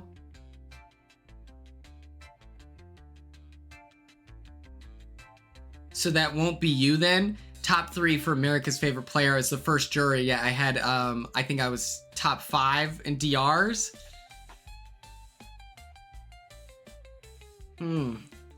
That's crazy.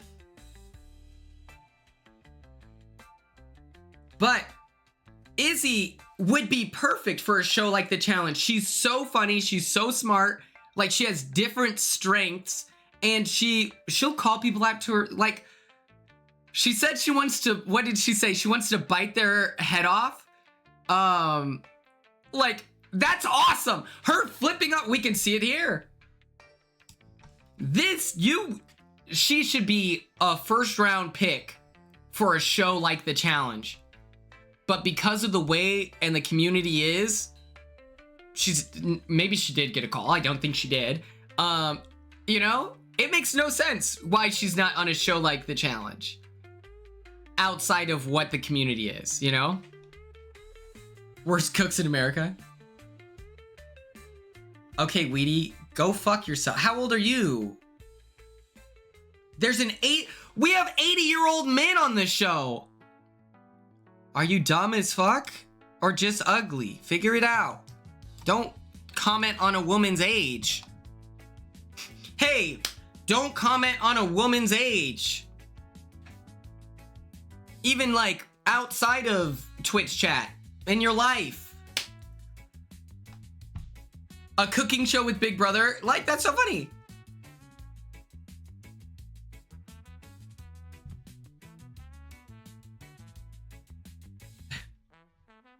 And anyway, a 95-year-old Izzy is 7,000% more interesting than half the problematic people they have on there. So yeah, I'm in a crazy mood. I don't know why. I apologize. But that felt real. That felt real. Isn't she too old? Aren't you too old to be acting this way? What are we talking about? Why did you think that was gonna be allowed in this chat? I have true love here. Look at this. You think this love letter to Pizzy and I'm just gonna let you be mean to, you know? That's crazy!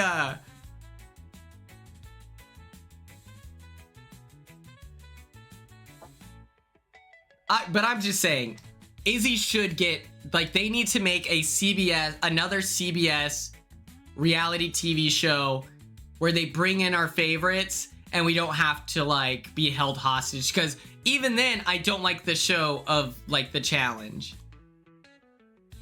Because I don't like that you can be on the show for 7,000 seasons and then a new person joins, and then because you live with so-and-so, you're not going to make a move for TV because I have to live with them in real life.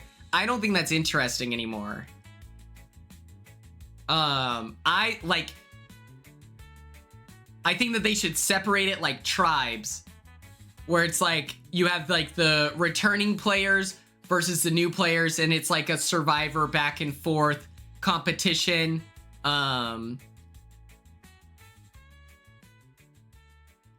And I think that the rookies should always outnumber the new people.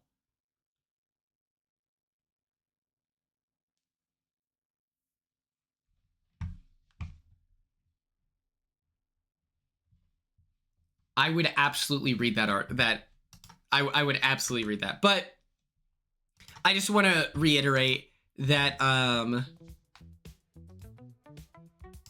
the way that Izzy and listen, let this be for anyone in a relationship right now. And this is the golden example. No one, like, achieving this would be incredibly difficult. But if your partner doesn't want to be as supportive and sweet and understanding as Paige and Izzy are together, that's a sad way to go, you know? It doesn't have to be like this, because this is literal perfection in front of us. But just like the way, it's just like, this should be the goal. This is what everyone should be working towards, I feel like. Maybe that's my point, my statement, is like, this is what I will work for in my life, you know? Like, that's the goal! The consideration, Cassie, yes!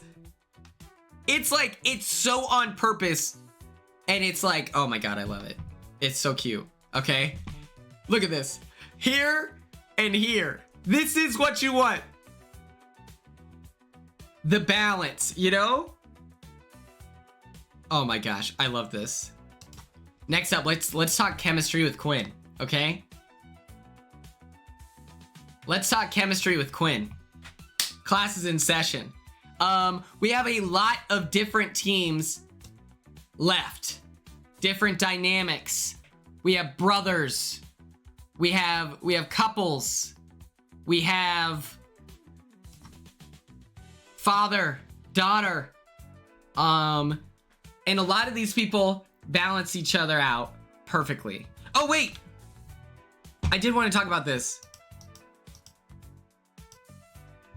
The best part of the sheep competition, the funniest people had to be the diamond mine. Chelsea was killing me as she's like, hey, get back, right? She's yelling at them and she's being so funny.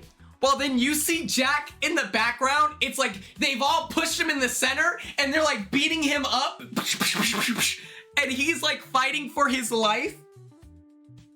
Just doing all that she can while she's being so funny. Like, that chemistry is why we watch the show. That's why we're here. Anyway, we have the Axe Murderer and Super Soldier. That is Dos Laurier, okay? It truly feels like I'm watching Batman and Nightwing with these guys. Like, they are cracked. They're incredibly competitive, and like, you can tell that like they're here to win. You know what I mean? Like other teams, I'm like, oh, this is so fun. I'm watching a TV show, and then anytime they cut to Tucker and like it cuts to Tucker and Eric, and they are like, we would do anything to win this war. Earlier this morning, we shoved a cucumber up the exhaust of Jag and Jass's car, as well as put sugar in Kylan and Taylor's gas tank. And it's like, I didn't even know that was allowed. It's like, wait, what do you mean they choked out Adam and Joseph had to carry him out to the What do you mean Joseph had to carry Adam 6 miles after they choked him out and broke his legs? I didn't even know that was allowed. And they're like, the producers told us to stop, so we took them out as well. And it's just like, oh, okay. They're not here to fuck around. It was like Big Brother. Tucker's like, yeah, I'm gonna have fun in here. Come on, my name's Tucker DeLaurier from Boston. Amazing Race Tucker is like, I sabotaged Rubina and Christine so that they would be eliminated early, so I would forget what it's like to have pain in my heart. Like, I was like, oh my god! Somebody do something!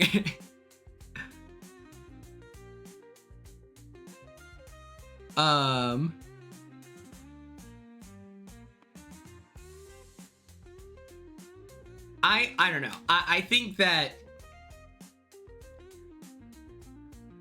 I don't know. Cassie, don't worry. Again, the ending regard is, okay, I'm obsessed. This is me speaking on the way that Paige and Izzy care for each other. And then I wanted to talk about the romance is palpable. Not between Taylor and Kylan. That doesn't exist. I'm talking about Joseph and Taylor.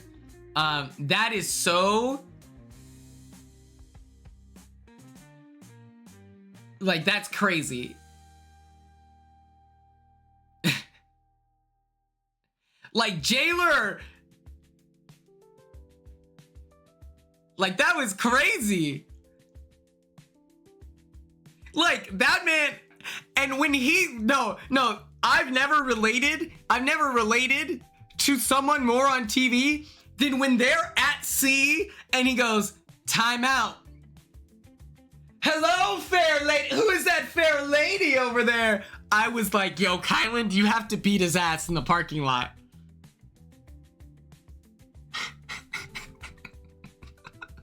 Hey, Kylan, swim out to sea right now and drown Joseph. Because here's the thing. The way that he is such a lover boy, and like, and everyone loves differently. The way that we show like whatever is different. But when you're watching, you got to step something up, Kylan. Kylan, you have to say something. In the middle of the drive, just look over and be like, you're so pretty. You got to do something because, and this, by the way, what we saw in today's episode apparently was not even close to what happened in real life. And so it's just like, he said, I love you, Taylor, before he jumped out of a plane. Those would have been his last words on this planet. He's gassing up your girl, and he's calling her a fair lady. Just like, oh, like, he's being sweet. And here's the thing. I know. Like, I know. Joseph, he got the green light on the flirting and was like, okay, finally. That's what this episode is. This is what this episode feels like, is that there's been some like slight flirting, and you know, every once in a while. I think something happened off screen, not like weird, something happened, but he tested the waters and wasn't shot down. And then he's like, okay, I'm gonna be flirty because it's fun. And so that's what he's doing. When, oh,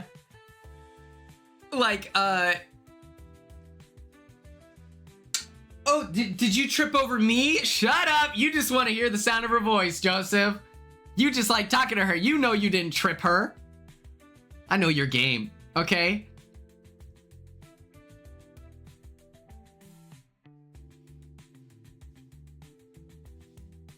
It's incredible. Joseph's on Demon Times. I'm sorry. If I were... that's what I'm saying. The second you get the green light and you're like, oh, I'm allowed. I mean, that's what activated. The fact he said, hello, fair lady, as he's Joseph Abden, lawyer, most ripped man you've ever seen in your life, incredible hair, beautiful family. Yeah, Kylan, you have to beat his ass. I don't know. Like, that's crazy.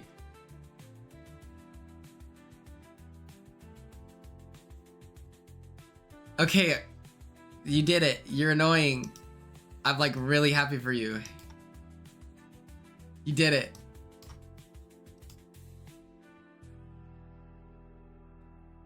Congrats. You did it. Did it work? There's nothing else Kylan can do. Kylan's got to step it up is what he's got to do. I hate the way he speaks. The bit with the map, brother, lock it in. And here's the thing, I do want to make it abundantly clear.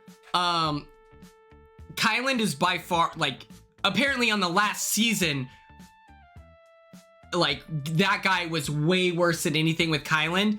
And like, the thing with Kylan is I don't think it's intentional when it comes off as arrogant. That doesn't make it okay, but it is undeniably like condescending. And that's the thing. And every other team has been pretty supportive with each other. And so it makes Kylan look worse. If Kylan were on a normal season, I feel like maybe it's not as noticeable, but it's the fact that everyone else was struggling. We got a lot of like Stephanie and Natalie arguing today. And so it's like, that was bad, but they were both stressed out as they were on the bottom and like fighting for their lives. And it felt very much back and forth versus, unfortunately for Kylan, we just keep seeing him come off as condescending. And they are also sisters. So yeah, it's like you're used to siblings fighting. That is true. If it were me and my sister would be on demon time, calling me annoying. She would be saying crazy stuff about me in the DR. I probably wouldn't, like, whatever, I'm older than her, so it's like, oh no, what, am I gonna cry and take it personally? I'm grown, you know? But,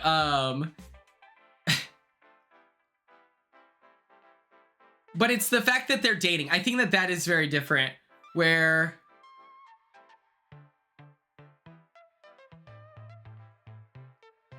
that's what it feels like, is, it's just so condescending.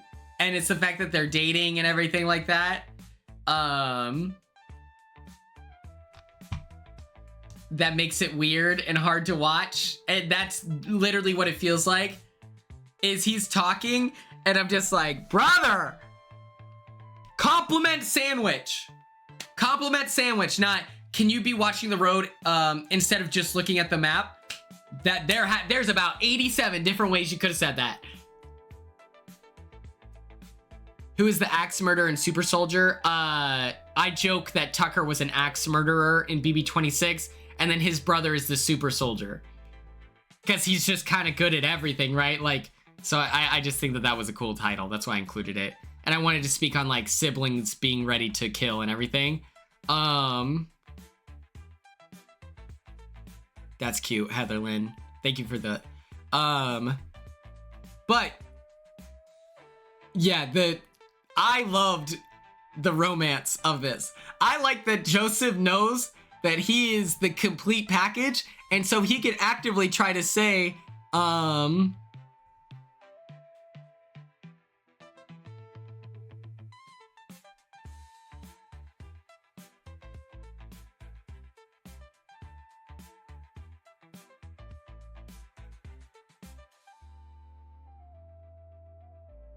Carly, that's what I'm saying. It's so annoying.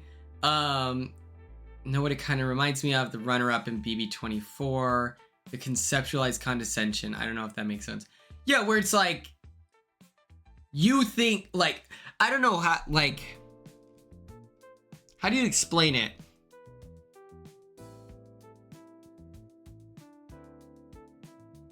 It's like, I think, yes, we can't do that.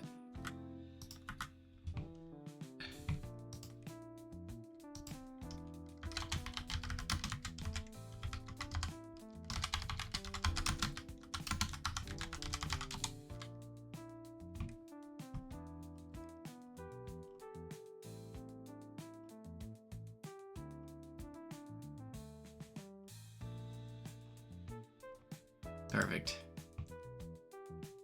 This is all we need.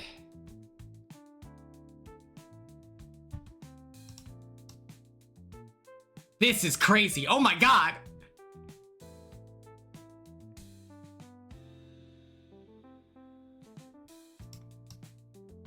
This is crazy, but the love is real. Like, it just doesn't feel like how do I explain it? It's just like you have to fight. Yeah, why is this GIF 10 hours long?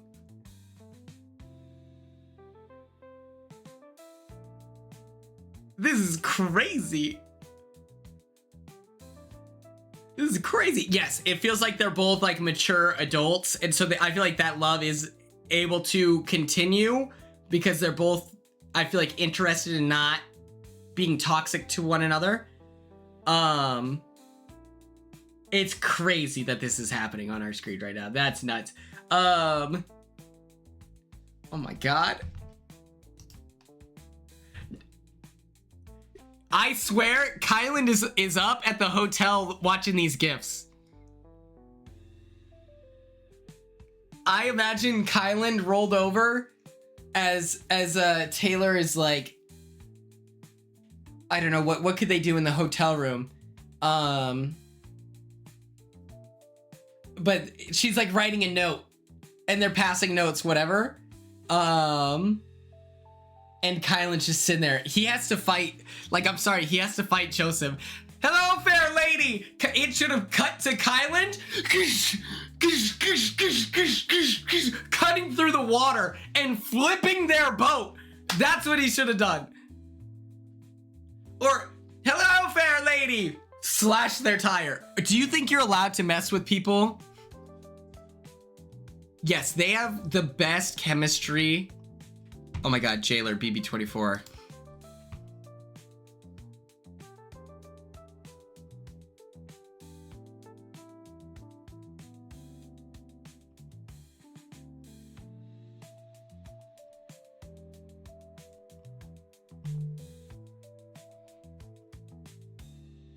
It's like, hello, I'm looking for...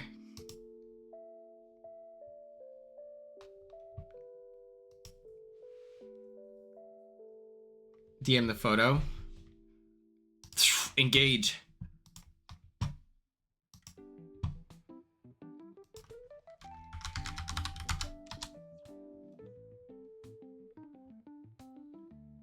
I do remember that.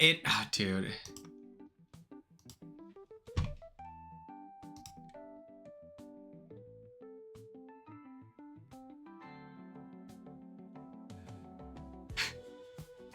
Hello, fair lady. Sorry, you gotta do something, man. You have to do something. I would have, you know how they had that like stick to push? I would have thrown it like a javelin. This is unbelievable. Kylan, do something! Kylan! You can't let him do this. It's so funny. It's so funny. He loves it. Oh my god, it's crazy. Like,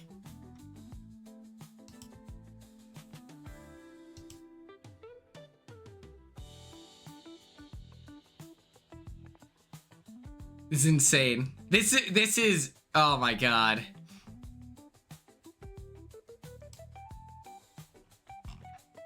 He's so crazy. He's so crazy. Oh my god, he's insane. I can't believe this. Like, he's so nuts. Like, I can't fathom openly flirting with your ex-girlfriend with her current boyfriend in a competition. Oh my god! He's insane. He's insane. Oh my god. Here's the thing. Only someone this beautiful and like good at everything and really smart and ripped, like that's like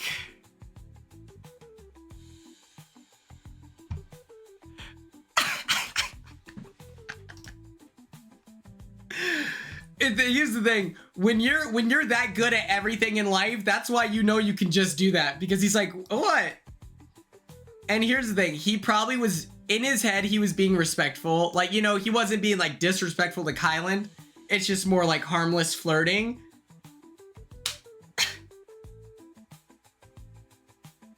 does Joseph actually like Taylor Curley? I think that he was just being funny because they joked about it on the season at the start of the season, you know, where he's like, "Oh my God, my ex-girlfriend's here." Like, Joseph is also so hilarious. So like, I don't think that he actually had a crush on her, and if he did, he's still so nice that like, of course you're in a relationship. But for the bit, I'm literally just flirting for the bit. Hello.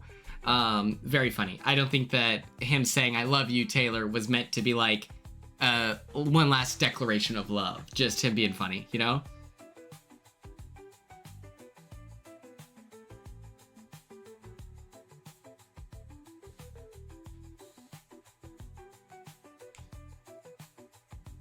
I mean, yeah, I also think that like between Kylan seems to be like a pretty secure person. So like, that's why he doesn't care.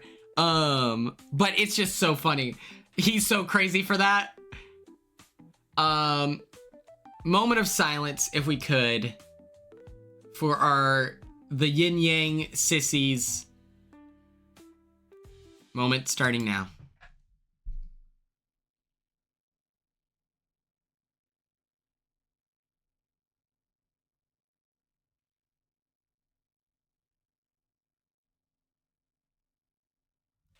Okay, moment over. I don't think Chelsea and Joseph are actually together. That was a bit.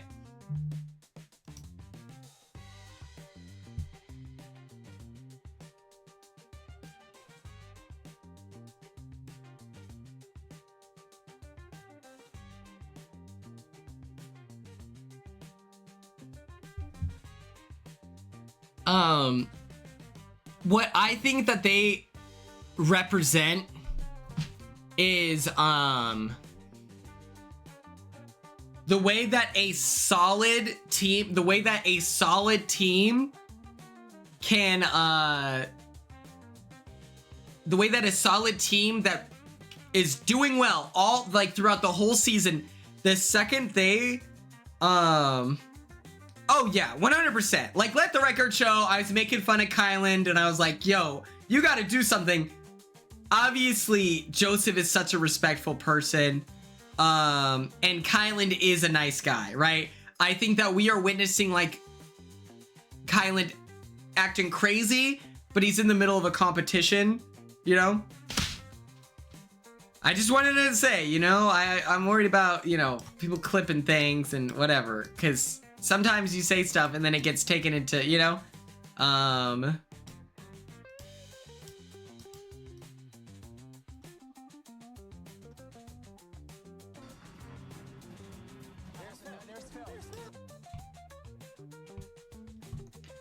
We'll look at that in a moment. But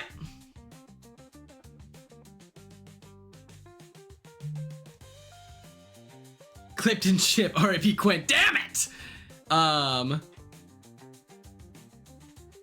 I've never seen the challenge outside of the episodes that feature America Lopez. And then if she's not on it, I don't know. But they had an incredibly tough leg that was super difficult, and we saw the pressure get to them where they were so good in all the other competitions. They were able to handle it. They were not stressed out. I'm currently watching Cedric right now. Yes. But the weight of being in the back is so scary that we witnessed a team crack, you know? And I don't know. I like that to me is the scary part of the show.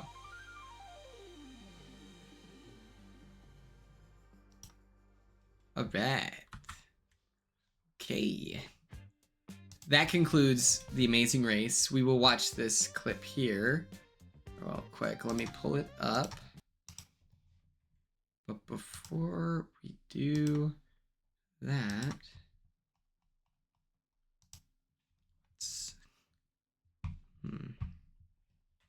I love Michaela. I see people hate on Michaela, and I just don't understand. I'm like, I thought you guys liked toxic, competitive people, right? But since she's not saying anything, yeah. Well, here's the thing: is they're all about like the toxic whatever and competitive and cutthroat, but since she's a black woman, right? She's not saying anything racist, and she's not a 40-year-old white man saying racist stuff. Then they're like, well, what am I gonna do? She's the worst. She's a terrible. I can't believe she's acting this way. She's not like a 60-year-old white guy who is single as a direct result of his personality and what he puts out into the earth. She's not one of those people harassing a woman online. So they're like, we can't like her. We could never. Oh my God. Can you believe the way she's acting? And it's just like, yeah, she's a competitor, dog. What did you think? Okay, here's that video. Oh. Hello. Uh-oh. Shout out to Jen and Heather Lynn. In this life, you know you gotta live it up. So everybody put your hands in the air. It's an all-night party that we're getting into. You think it's all over and the joke is on you. It's a dream, it's a scene, and it's so brand new. You think you can't stop it, then the joke is on you. It's an all-night party that we're getting into. You think it's all over and the joke is on you. It's a dream, it's a scene, and it's so brand new. You think you can't stop it, then the joke is on you. We did it, and we did it,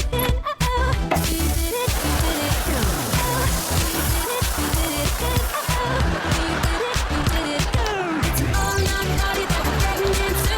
You think it's all over, and the joke is on you. It's a dream, it's a scene, and it's so brand new. You think you can't stop it, and the joke is on you. You've got to knock it off with the pranking. You're right.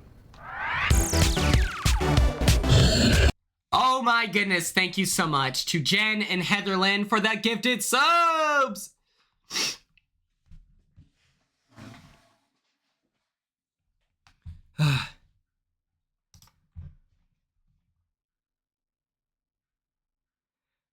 Wait, really? That's crazy. What are the... Oh, wait. I forgot about the fake out. Okay, Tim Gross and his encyclopedic knowledge of reality TV has shared with us what, an homage. Para aquí. I'm hugging you. No way. I'm hugging you. All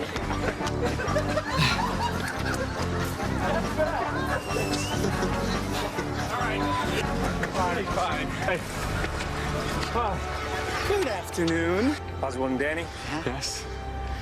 You're team number 4. Yes, that's good. Oh my God. Where is it, man? Oh my God. I'm surprised you went for the cold, but hey, that's just me. We came to win. We didn't come to Sisyphus. Okay. Wah, wah, wah.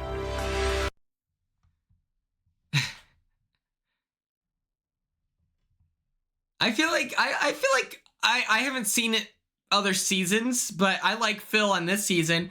I legitimately think that Phil will be running a like Joseph Stan account when Joseph's on like Big Brother All Stars, or I think I'm gonna invent my own reality TV show. I need to rewatch the movies thorough so I can get a complete idea of what I want to do. But yeah. Straight up, I swear, Phil loves Joseph and Adam. Also, if I were Kyland and Taylor, I would have stepped at the mat. I would have done it. I 100% would have done that. Who cares? You know?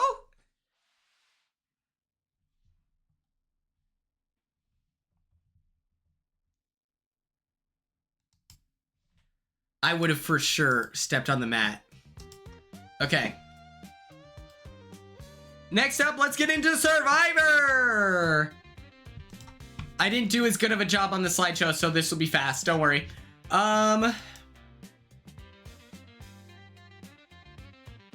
We are going to discuss who is still with us, selling Shannon out, the Fijian Jungle 5K, We're going to talk about today's immunity challenge or competition, loving an awkward feast, and then presenting a moment of silence for our lost competitor today.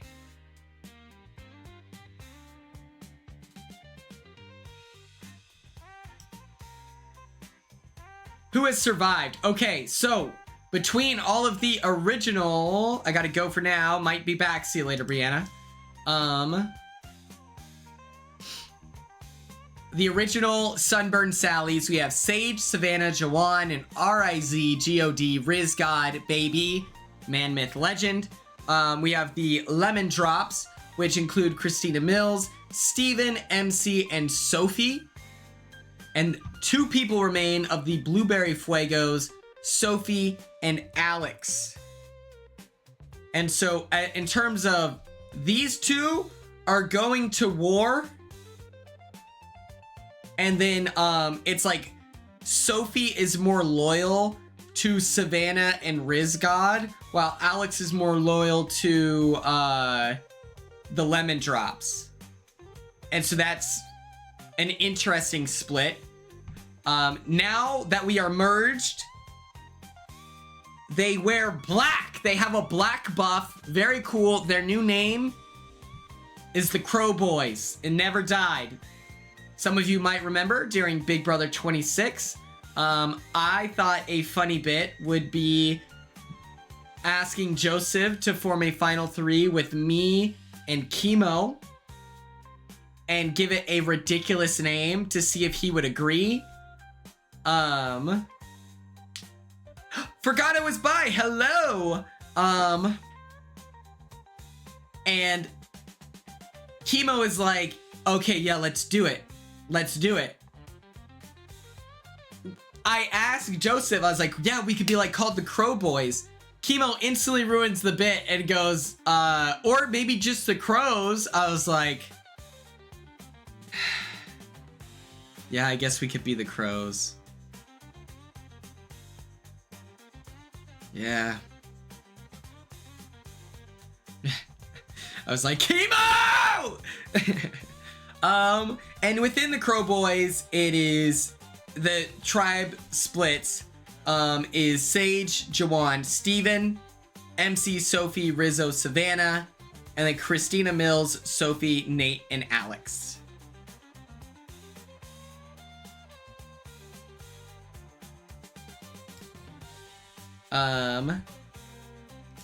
For those of you who maybe don't remember, let me fill you all in. For those of you who don't remember, the night before, the Sunburn, or no, where was it? The tribe with Sage, Jawan, and Steven, they had Shannon. And as we all know, Sage has been wanting to get rid of Shannon since day dot. Shannon tries to get fancy and pitches to get rid of Jawan instead of Steven. Sage fills Jawan in, would rather work with Steven, and Jawan, for a moment, is trying to weigh out if he wants to get rid of the person who pitched for him to go home tonight. Luckily, he made the decision to do the thing where you take out the people who want you to stay. And then outside of that, they're a little nervous because there is a war between the original Sunburned Sallies and the Lemon Drops, and they just eliminated one of their own Lemon Drops. And so they're scared about what the reaction is going to be, and to mitigate the outrage and everything falling apart, they decide to sell Shannon out. And pretty much what they say is that she just like lost her mind and she was like spiraling and was trying to whatever. I think they should have gone further and said, okay, so this is kind of best case scenario because she was doing all of those things. And Sage is like, she approached me to flip on Jawan, and the Jawan story is like, apparently she lied to my face and said that Steven is going home. And so they were like, we wanted to keep the alliance together. Steven used his shot in the dark last night and stayed. And then to contribute to it, I think that Steven should bring up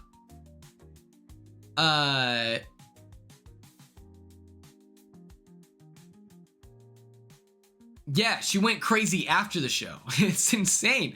But I think that Steven independently should be like, okay, guys, can I just tell you something funny that happened that I've been thinking about? But like, can we all be chill? And they're like, yeah, what's up? It's like, okay. So right before Tribal the other night, we're like literally packing up our bags to go. Shannon made me clean out my bag. And they'd be like, what? And it's like, yeah, she told me that, like, we were gonna vote out Jawan, but the only way we would vote out Jawan is if I showed her my bag. And then people would be like, what? And then it's like, it's okay, Cassie, we're gonna post it on my story and we're gonna tweet it too. So hopefully we get people to sign it. But I just think that is so hilarious. Like the idea of like him bringing up independently later on in a more chill thing, just a lie about like to confirm that Shannon's insane. And then they're gonna be like, did you do it? And go, he's like, yes, I thought we were voting out Jawan up until then. And I'm like, fuck it, I'm not doing this anymore. And so I like the idea of lying about using a shot in the dark and it working. I don't know why they didn't do that. That would have been my first idea, you know? But just hilarious. I love after someone is voted out or like evicted, like the second Joseph was gone, I like blamed him for everything. I was like, the reason why I had trust issues is because of this. Oh, that's cute, Cassie. Don't worry, it's gonna stay beautiful. Don't even stress. We then get a boat pulling up to the camp, and we witness Sage's key to success. Okay, she stole Shannon's spiritual energy. She went like this. Shannon on the way out, as they're shaking hands.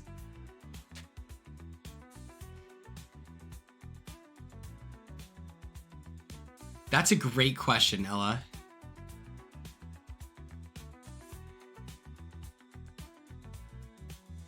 And he's just Shannon's losing her spiritual energy. That's when she became a Christian. So Sage steals it, swallows it, and then combines it because she herself is a vibey lady, and she finds the key, the needle in the haystack, just literally locked the fuck in, okay? And what's crazy is it was actually a really good advantage. Quinn! Oi, mister, what was the advantage? I don't know. Don't worry about it, mister. I'm on it. Okay. So, it was a 2-part competition for immunity, and Sage got to skip the first part, which led her to being invited to the meat, like the feast, the merge meal, which I think should be for everyone, but I'm not mad at people starving. Kinda hilarious. Reminds me of the have-nots. So she gets to skip the first one and compete in just the final part. And then the merge tribe instantly gets split in two, and we witness the Earwax gang compete against the Bruiser Boys, okay? In the Earwax gang, Sophie, come on. Let me edit it. Oh, what the?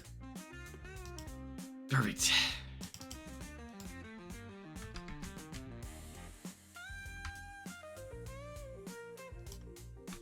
We witness the Earwax gang, which has Nate, Steven, Sophie, and Rizzo compete against the Bruiser Boys, which is Savannah, Alex, Christina Mills, MC, and Jawan.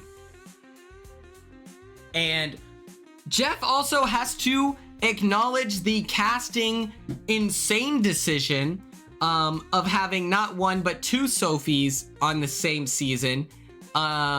And so he asks, How am I going to distinguish you two?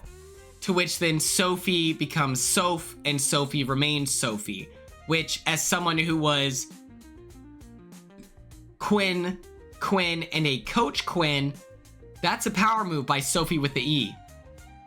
To be known as the name and the other person has to change it, kind of a flex. She said it's okay. She liked that she got a nickname. That's what she said on TikTok, right? Was that she was like, you know, if you have a nickname, it means people like you. I don't know why they didn't call one of them by their last name or like Sophie B, like, you know. But either way, the Earwax gang and the Bruiser Boys have this crazy obstacle course where they have to push a like sphere. Oh, if she said it in chat BBC, then whatever. But she made a TikTok about it. And I think she maybe was just sharing that she was open to whatever. They push a sphere, a gigantic wooden ball thing through the obstacle course. And it's like they have to zigzag and they have to push it over barrels. Incredibly dangerous, by the way. There's no way that like this is not like the insurance for Survivor must be insane because that was just straight up risky business. I'm shocked nobody got hurt. They got a puss.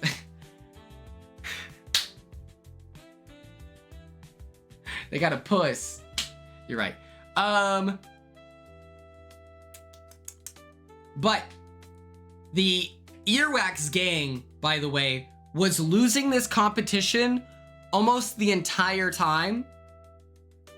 And they show up late to the puzzle at the end of the obstacle course where they have to spell out that's how you do it on Survivor. And the Bruiser Boys absolutely fumble. But I had this phenomenal idea. If I'm a member of the side team, I think that I would say, they have it wrong. They have it wrong. You're good. Take like deep breath. They have it wrong because the other team can hear you. And so if you're saying they've got it wrong, and your team knows this, it's like your team's going to keep working and the other team is, as they're putting it together, I would be like, they don't have it. They're wrong. They're wrong. You're good. You're good.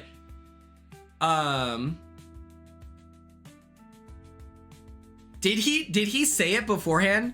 Carly, I did not I missed that entirely. I was trying to figure out an Excel sheet while this episode was playing, and I straight up had to watch 4 videos to, you know, I had no idea. That's hilarious. That's fair. Cool Squirtle glasses, that's fair. But I do that in soccer all the time. I will like communicate with the other team as if I'm on their team. Like if I'm behind a guy and he's about to dribble into pressure as I'm following him back, I'll say drop, drop, drop. And every once in a while, people will turn around because it's, you know, you don't want to go against a defender. So they'll do something, reverse step over, and like even like they don't pass it to me normally because people aren't that dumb, but it's the fact that they're stopping their run to drop it out of pressure, and instead now they're like, oh fuck, and have to turn out. Or if it's like a bad shot,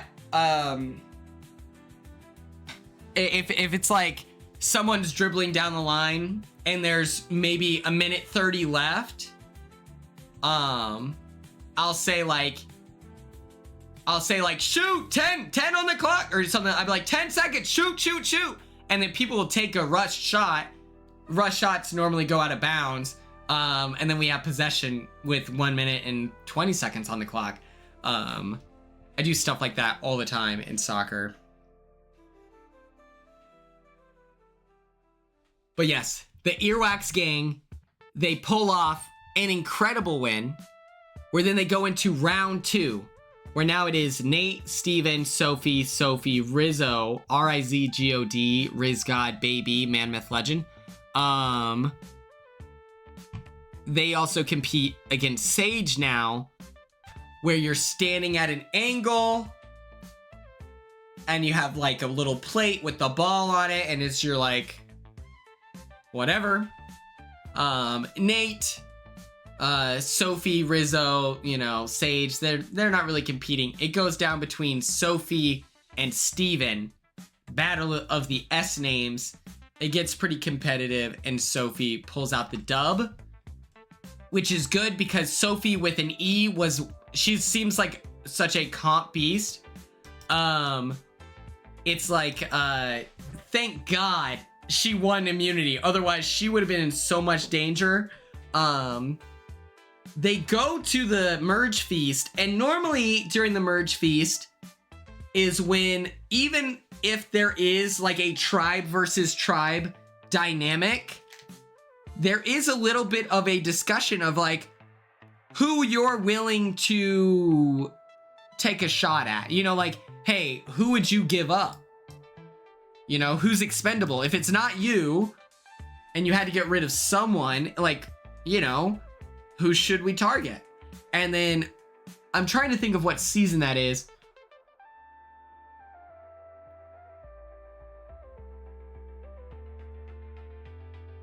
Carly, that would have been fascinating. I want to know what everyone's opinion is on that, because he said he wouldn't be sharing his R-I-Z-G-O-D, Riz God, Baby, Man, Myth, Legend status with the rest of his cast.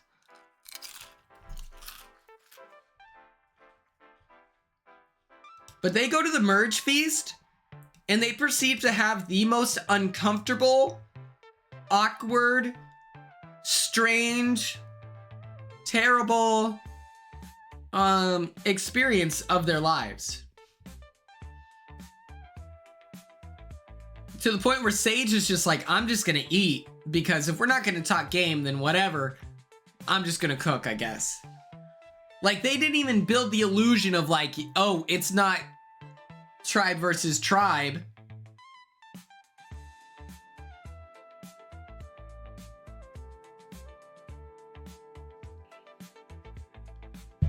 I used to go to Golden Corral all the time pre-COVID.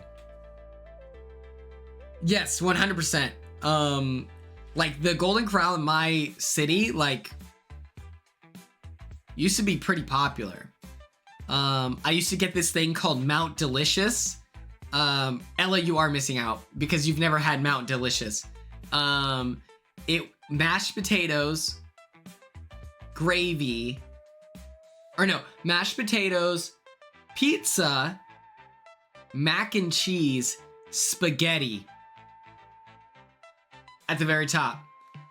I invented it in 4th grade. It's called Mount Delicious. And I'm not kidding. If I were to go to Golden Corral tomorrow, I would get 2 things. A side salad, because they have like the diced up eggs and everything. Very delicious. Let me post this. That's funny that you just said Ella makes a vlog. Should I make a Golden Corral vlog? This is for my Patreon.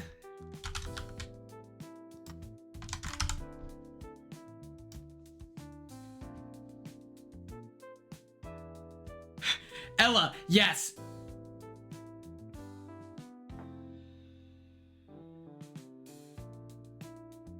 Since I'm by the theme parks, all of them are run down and gross because of tourists. That's crazy. Yes, so 4th grade Quinn invented, and it goes like this. I love Vanilla Mace's vlogs. She's so funny. I'm obsessed with Vanilla Mace. I want to meet her so bad. Like when I was in LA, I was like crossing my fingers. I was like, I only want to meet like 2 like Twitch streamers outside of like Hassan and everything, and I was like, that would be so cool to meet Vanilla Mace, Phase Adapt, Hassan, Will Neff,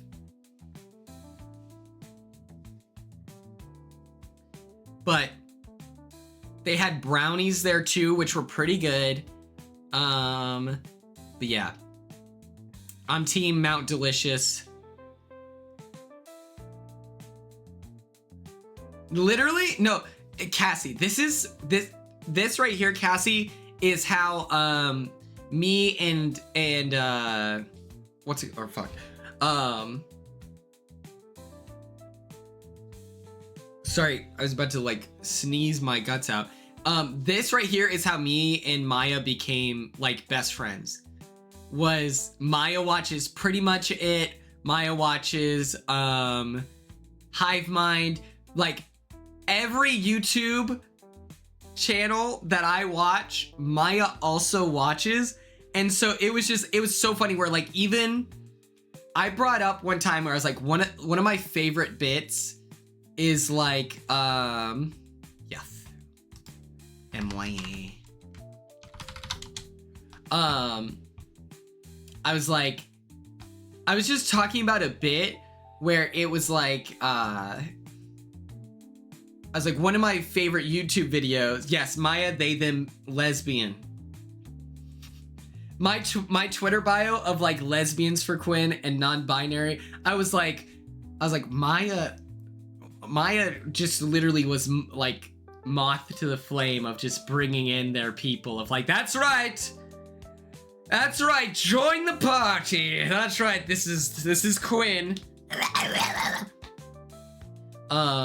That would be hilarious. I do want to make a Quinematic Universe shirt.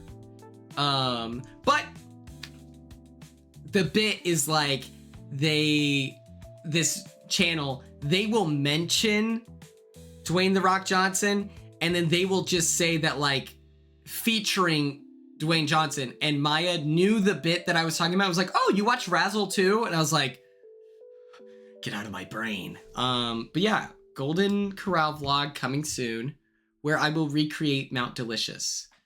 Mashed potatoes, pizza, or no, it depends how you want to do it, but mashed potatoes, mac and cheese, pizza, spaghetti.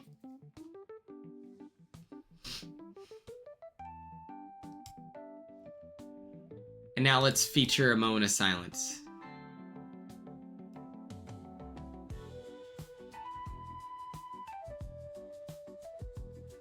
You should do it. I have so many videos to edit. I have to edit 1, 2, 3, 4, 5, 6 pieces of content. Respectfully, yuck. I was a 4th grader, Heather Linton. How dare you? I'm gonna eat it when I get there. How dare you? I'm gonna drive the 20 minutes across town to go to Golden Corral. I can't believe you would say this. I'm for sure gonna be making Mount Delicious.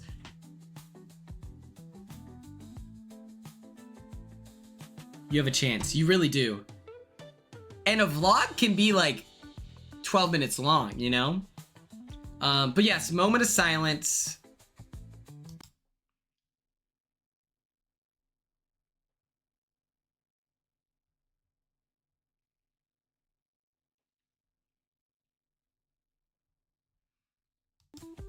First blood has been drawn.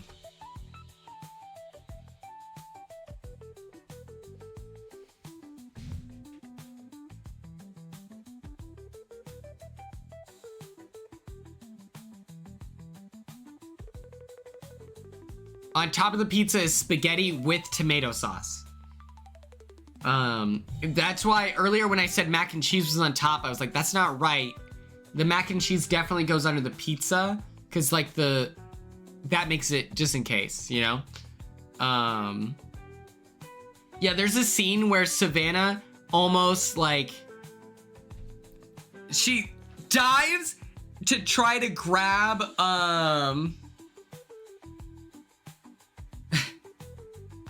to try to grab this key from MC, and now MC is like a known hidden immunity idol haver. Yeah, these keys, thank you.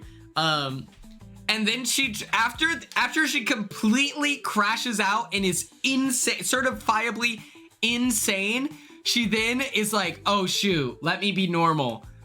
So yeah, I don't want like, you know, it's like the men anyway, like we can work together. And MC's like, dog, you just dove at my feet to try to snatch these keys that you don't even know where it goes.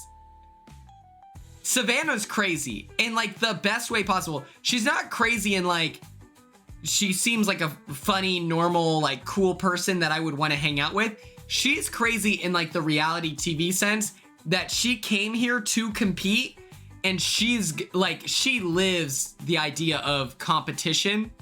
And I think that that's pretty cool. Like, if everyone just competed half as hard as Savannah does, reality TV would be the best.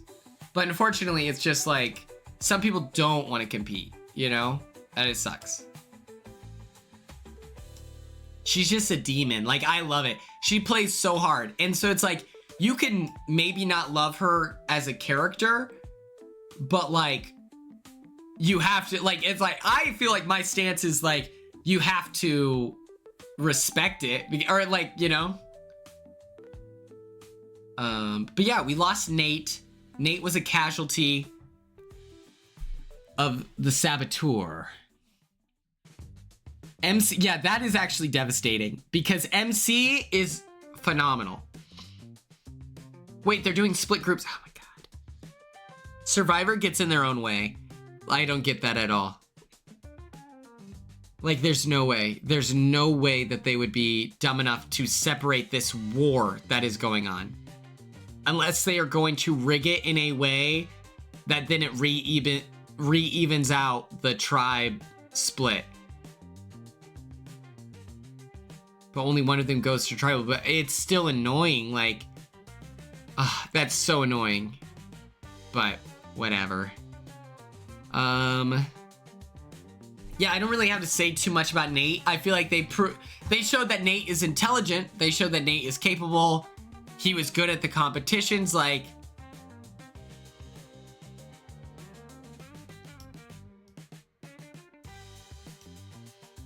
I agree.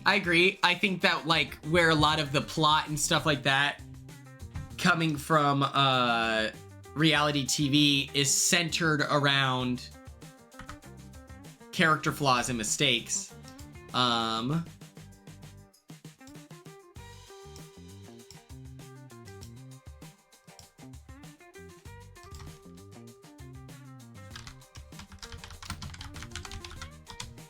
Okay, let me show you my Squid Game The Challenge Season 2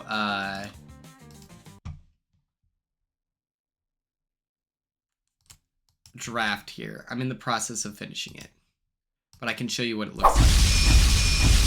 But first, don't go getting all prank happy. We have to acknowledge Heather Lynn and Lala MN11. People talk, but we just don't care. In this life, you know you gotta live it up. So everybody put your hands in the air. It's an all-night party that we're getting into. You think it's all over, and the joke is on you. It's a dream, it's a scene, and it's all brand new. You think you can't stop it, and the joke is on you. It's an all-night party that we're getting into. You think it's all over, and the joke is on you. It's a dream, it's a scene, and it's all brand new. You think you can't stop it, and the joke is on you. Shout out to Heather Lynn and Layla MN.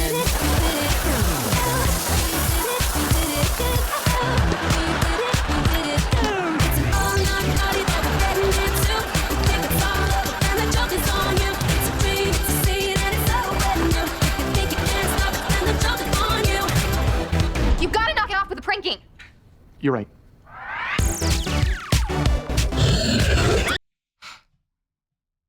Cassie, thank you so much. Straight cakes, thanks. Thanks. They don't give these thighs out to anyone. Come on. Okay, we're gonna play some Fork Knife. Expect to see Cassie's link on Twitter and my Instagram, because signing it is pretty free.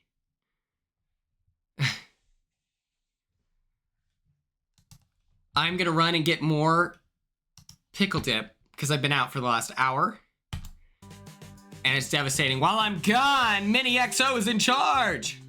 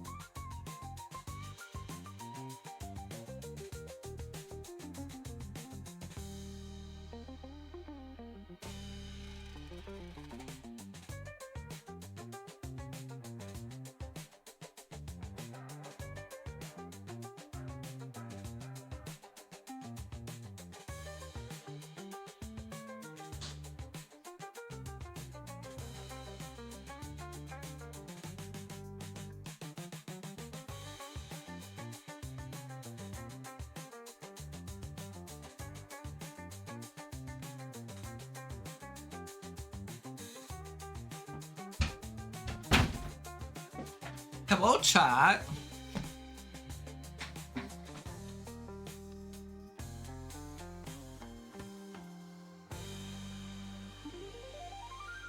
I have I'm not a human. I have that saved on my list to look up. Let me do this. So I had to figure this shit out, and it was really annoying. If you have not watched Squid Game The Challenge Season 2 yet, if you haven't seen any episodes, I'm gonna post a link to the draft, and you can fill it out. I'm just asking, like, please, please, please be helpful. So far, I have to redo all the names because it did it in a weird order, but we have Colleen, Mentality, Michael Horn, Emily, Star, Shelly, Terranoia, Emma, Amari, Tina, Christine, Ella the Mod, Emily, Emmy, Negative Rotation, Amy, Barone, Josep, Gurf, Mountain Doofus, Mini XO, Wii U, Barbara, Offbeat Zero, Savannah, Draven, Gabby, Grandma Gail, Kelsey, aka Anxie, aka Cassie, Carrie Guthrie, Cool Squirtle, Jen, Daniel, Trey, and me. And then how it's gonna work is I'm gonna color code it and put a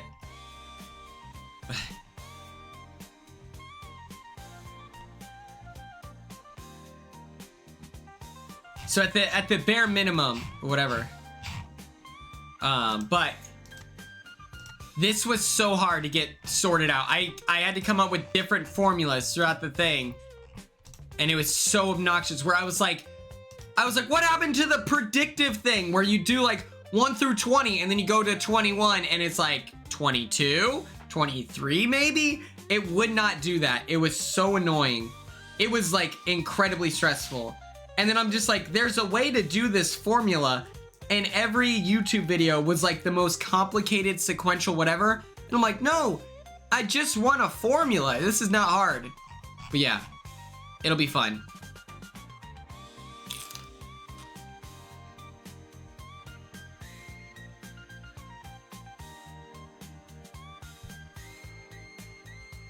Extremely stressful though.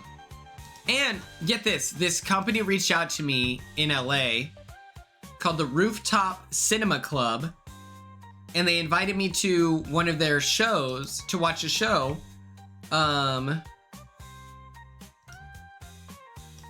So my plan is to reach out and convince them to fly me out to LA.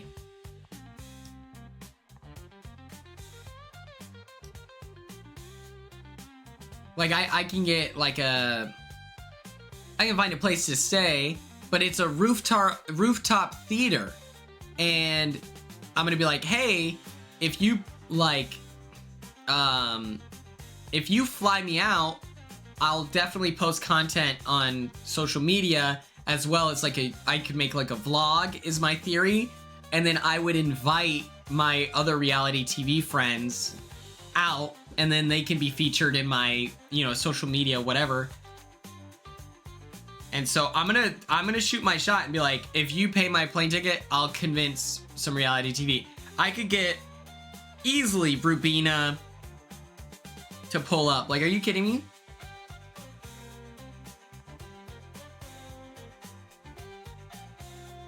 Easy money. But let's play some Fortnite. I heard that there's a new, it's like The Simpsons themed or something. I have no idea what's going on, so I can't wait to check this out.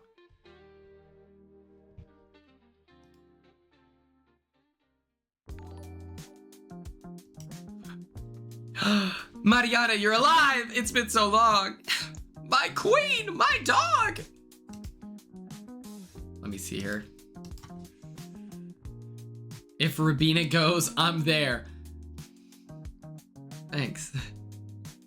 I will donate money for Rubina. Okay, perfect. I'll put up a plane. Absolutely, Christine. I like the way your mind works. What are we playing? Fortnite. Okay, perfect. Fortnite. We're gonna update that, and then let me start a new thing because rat detective. Ooh, wait, hold on. Before you go and enjoy your Legos, Let me restart this rat verse here. Can't stop, no we'll never give it up. People talk, but we just don't care. In this life, you know you gotta live it up. So everybody put your hands in the air. It's an all-night party that we're getting into. You think it's all over, and the joke is on you. It's a dream, it's a scene, and it's all brand new. If you think you can't stop it, then the joke is on you. It's an all-night party that we're getting into. You think it's all over, then the joke is on you. It's a dream, it's a scene, and it's all brand new. If you think you can't stop it, then the joke is on you. We did it, and we did it, we did it, we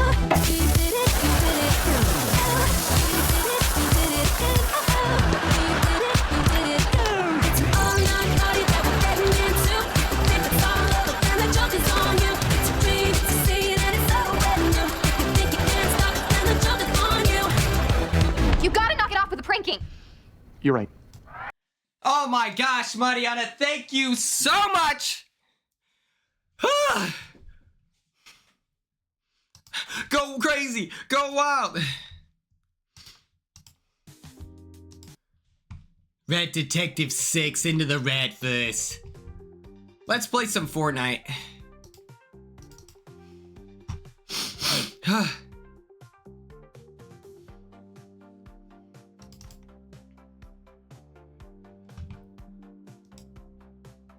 Here we go.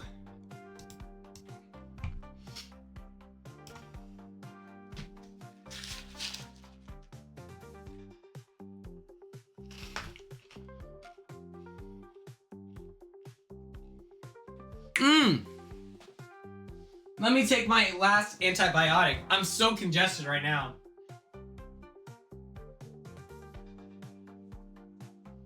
But that's just because I need allergy meds. Clinton, that would be awesome. Well, I ate earlier, but...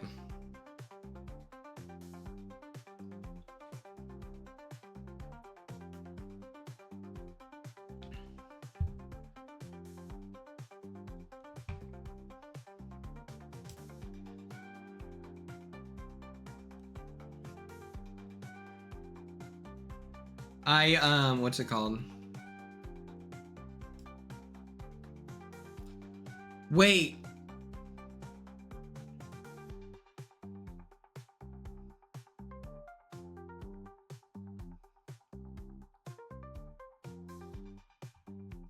Vin, it's good to see your name in chat, though.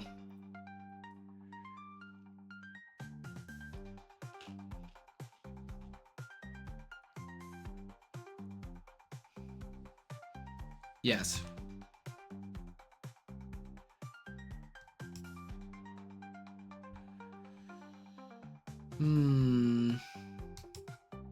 Let me just look. Let me just look at what the battle pass.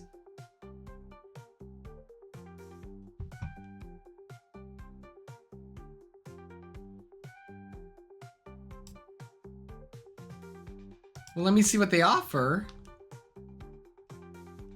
Hello.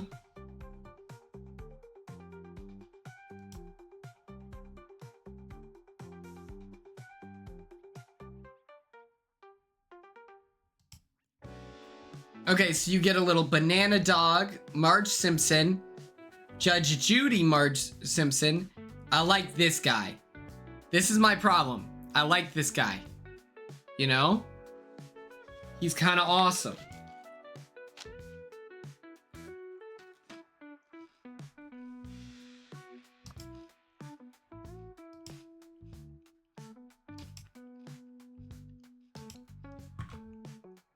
Ned Flanders is cool, but I just want the fish guy.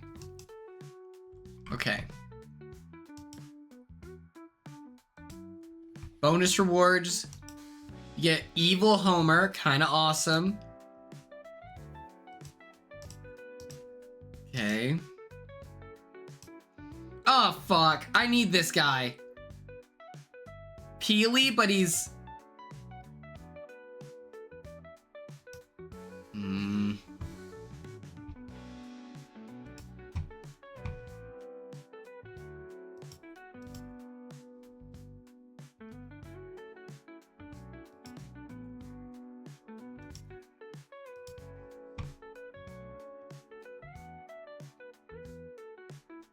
What is this?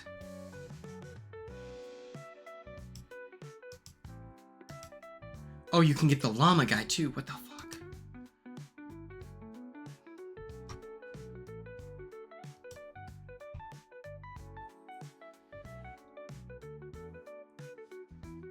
This is insane. They got me. No, literally cool Squirtle glasses. You witnessed it in real time. They got me.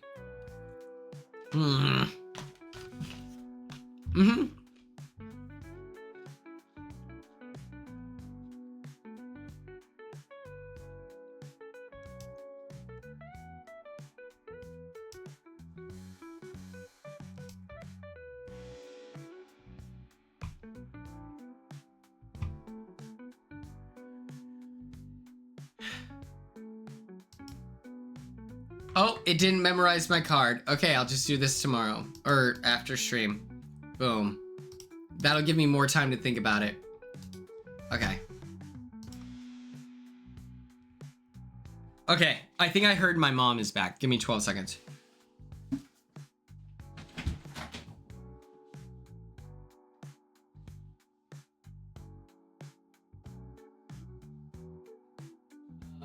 Your pickle dip recipes.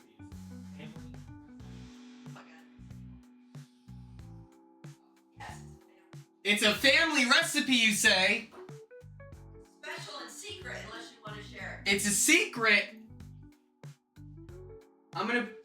Could I post it on my Patreon? Yes, okay. Oh, okay. All right, guys. So just got off the phone with my mom. Just got off the phone, so I can post the recipe, but only on my Patreon. I'm sorry. I'm sorry. Okay, let's do this.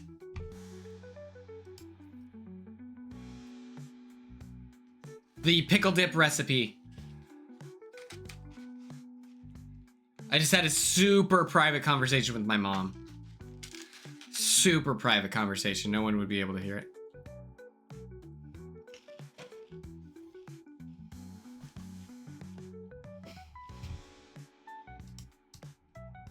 You're all about to... I can't wait. It's going to change all of your lives. I'm going to make a little Canva on how to do it. I'm writing on my to-do list, sellout family recipe.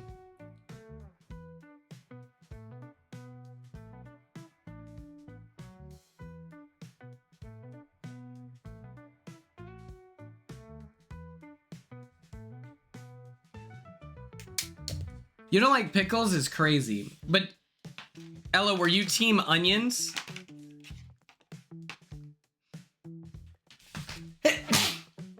Oh my god.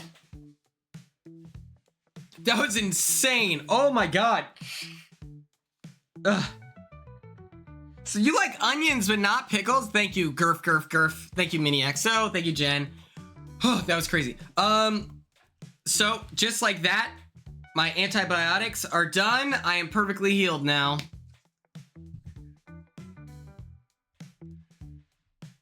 Whoa, this is crazy.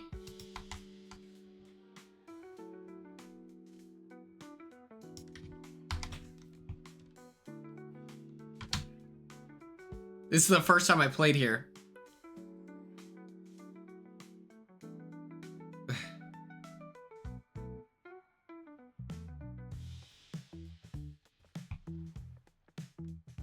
I'm drug free. And that's the thing about this whole sobriety thing is, you know, I've been taking antibiotics every day for the last 10 years. Please give me a big round of applause.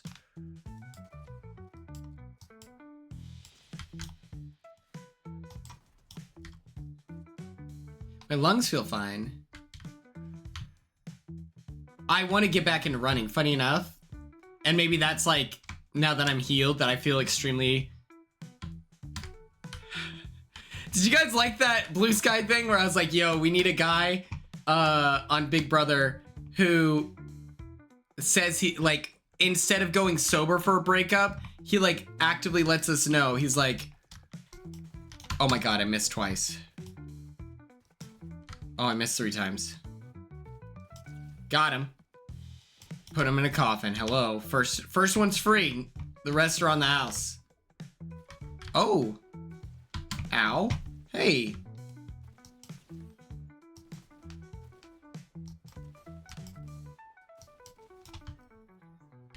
Okay. It's a good thing I'm so good at video games.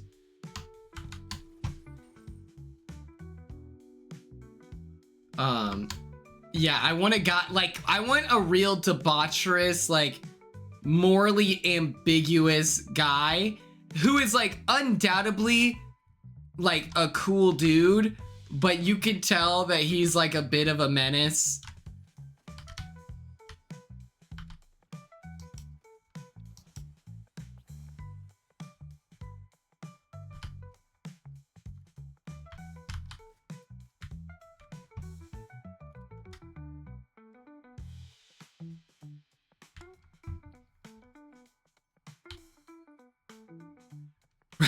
But no, like, imagine if Riley was, like, a cool guy. Like, if he was, like, because all of the stuff he was doing, it wasn't like it was, like, Big Brother related. It was just like, yeah, this guy's a terrible boyfriend. Like, why is he treating the girl that he allegedly has a massive crush on?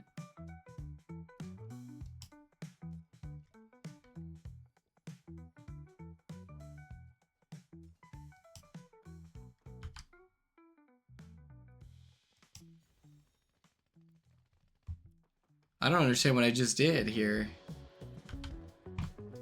Full disclosure.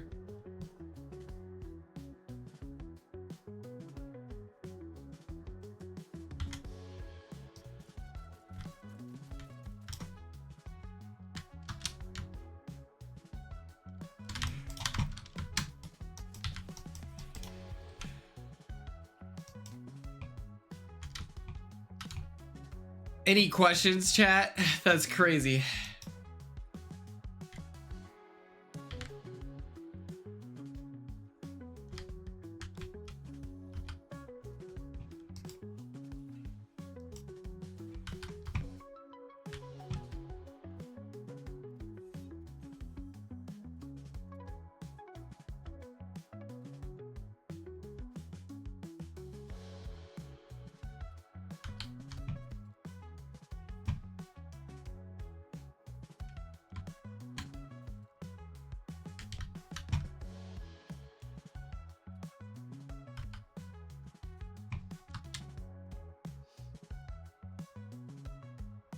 I did not catch any of Morgan's deep dive yet.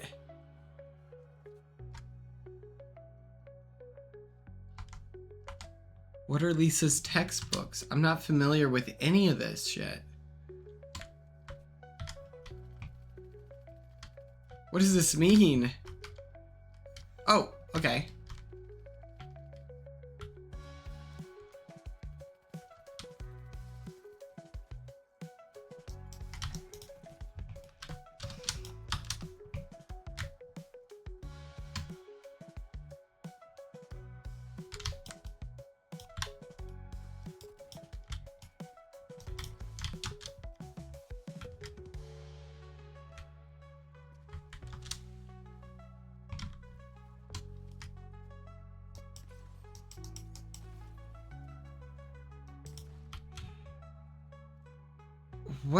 That wasn't very fun at all. Okay.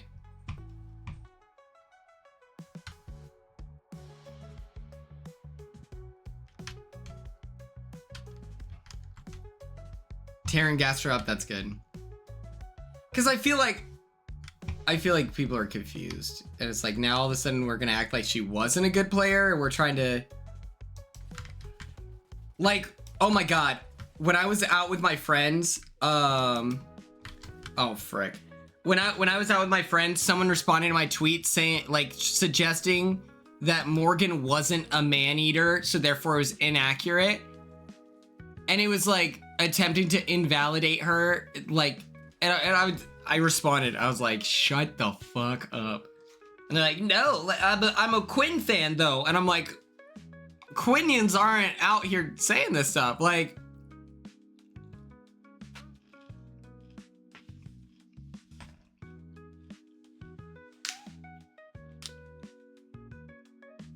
But that's cool. Is the VOD being uploaded on Morgan? Like, was she live on Morgan or live on Terrence? But both.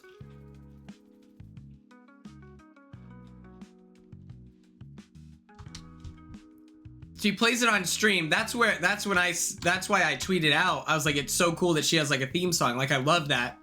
I think that my theme song would be like Pretty Boy Swag, or the #1 song on Tizo Touchdown's album that I listened to for my HOH was Too Easy. And I really like that song. But like, in terms of the game, I feel it most closely, you know, I love Pretty Boy Swag. There's a pretty cool edit of me and Pretty Boy Swag. So I'm like, that would be like my theme song. And suggesting that she wasn't a man-eater, she literally held Vinny at gunpoint and forced him to be loyal to the Judges Alliance. Pedro, you and I.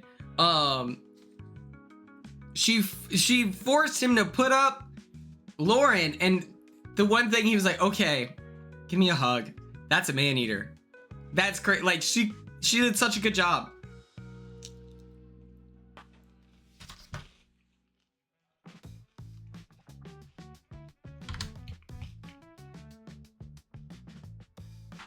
She made it further than 7 out of the 8 men.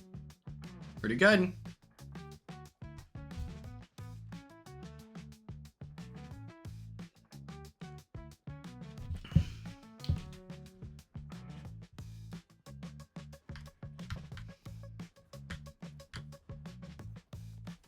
Perfect. Gosh, I'm such a Morgan fan.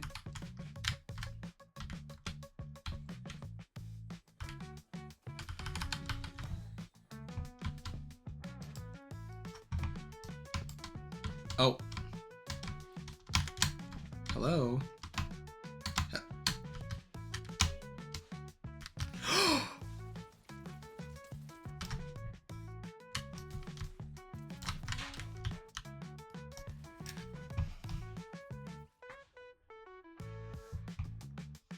That was insane.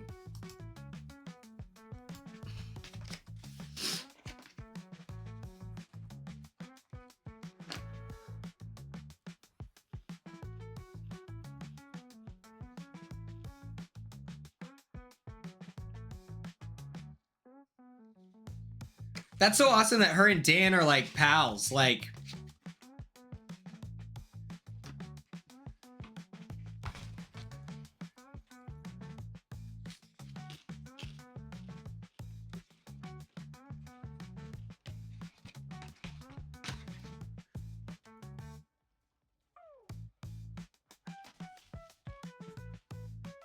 also, I love, one of the things I love about Morgan is I truly feel like she embodied the, like, it's a game aspect of Big Brother. And that's the lens that she viewed it through. I feel like one of my, I'm a little guy from, I don't know, what's the game called? Oh gosh, Repo.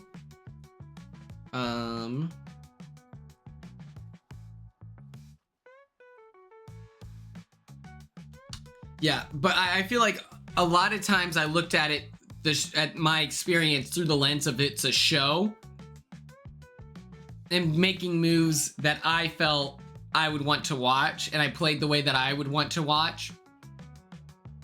Whereas maybe she didn't have, you know, she was a newer fan.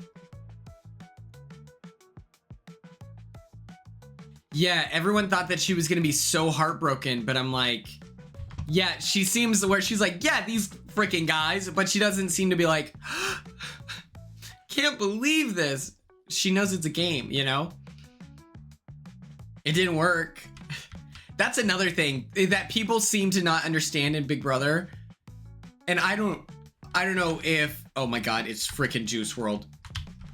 Oh my god, I need a gun, I need a gun. Oh my gosh, okay.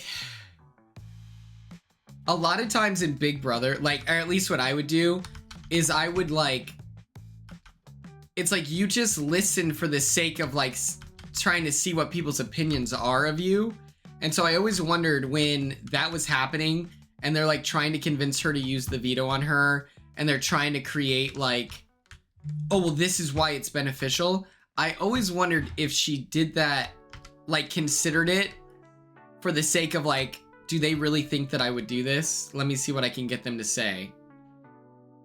And I feel like that's reflective of...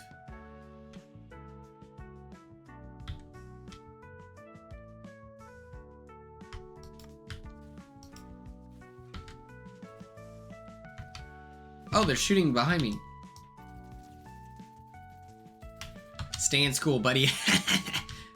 Goodbye. Oh.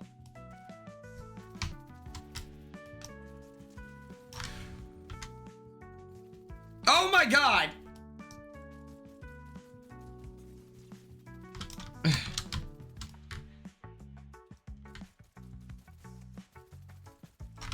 Please, please, just let me breathe. I'm sorry, I'm sorry. I was cocky a second ago. I know, I know.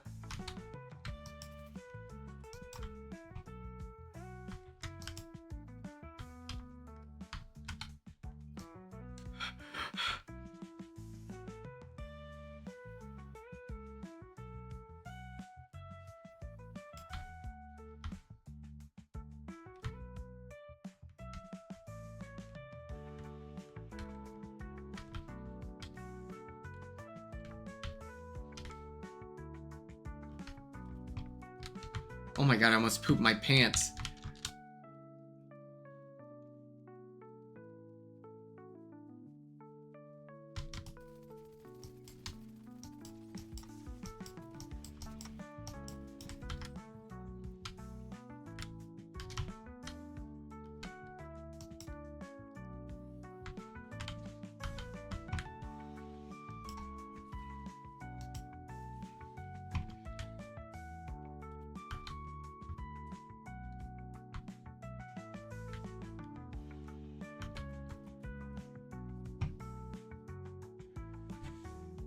Nikki Tay, hello, hello.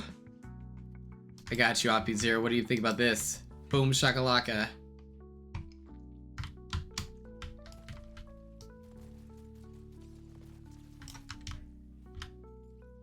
I don't know what gun that is, but I want it. That was awesome. I need... Oh! Who did that? Come here.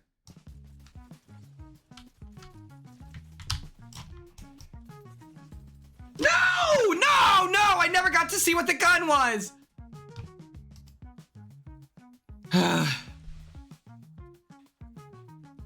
3 hours late, but hey, we're thankful you're here. Chocolate milk is gas, and it's good for you. It's like, oh my god. Begonia. Is that the one with Emma Stone? And she's like, why am I bald? And he's like, so you can't contact your ship. And she's like, that makes sense. Good call. Or something like that. Oh my god, I want to see that.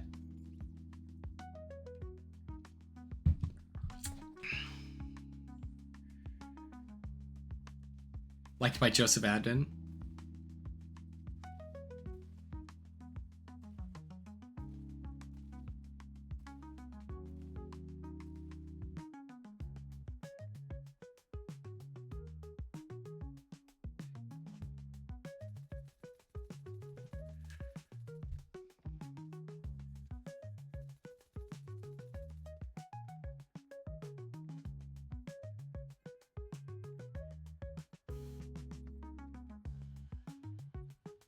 It's most certainly not good for you. Okay, sparkling crayons. I think that it is good for you. So now what? Now we're at a standstill. I disagree with your assessment that it's not good for you. And here's why. As a distance runner, I think the best recovery drink is... Okay, why is that thing glowing? I want to go there.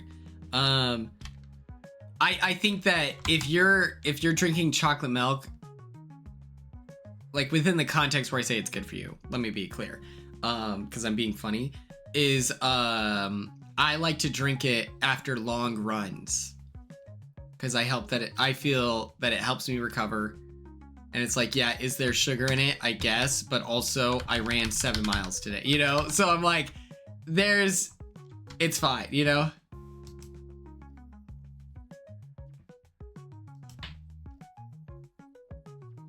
But chocolate milk is also the only milk that I'm gonna drink. I might drink a strawberry milk.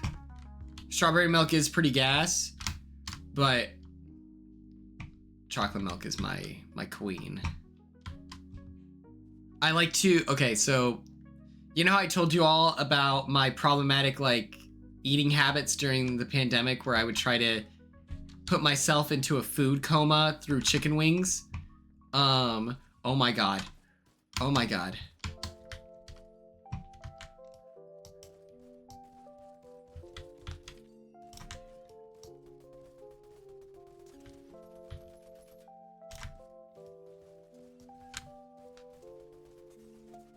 That's crazy. That's crazy. Okay. So I was telling you all about my chicken wings. I would, when I was trying to be healthy, I would drink chocolate milk with the hot wings because I was like, it's better than soda. It's better than soda. It's better than soda.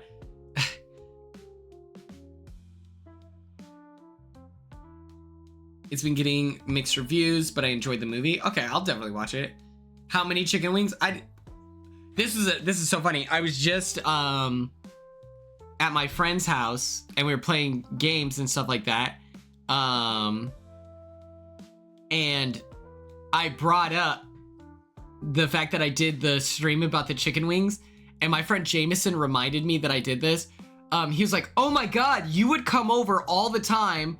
And did you read the tardiness? Well, I've already hired some sleeper soldiers to murder and take everyone out so that you can make it. So that production that you signed up for doesn't exist anymore, so don't even stress. But my boy Jameson brought this up. He was like, "Oh my god, you used to, every time we would hang out, you would bring those." And I forgot that, like, that was also just my most frequently ate dinner, because the calf hours were messed up. And it was true. I would order the 20 wings, but since they knew me and I'm friends with like everyone I've ever met, they were like,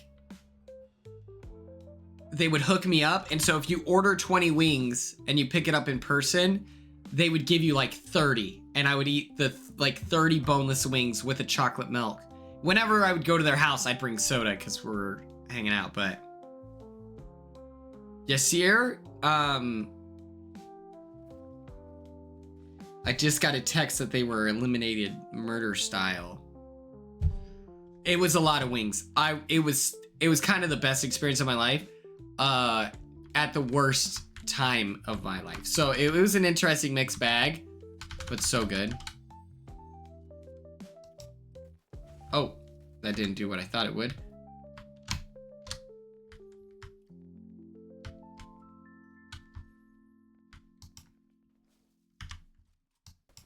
Oh.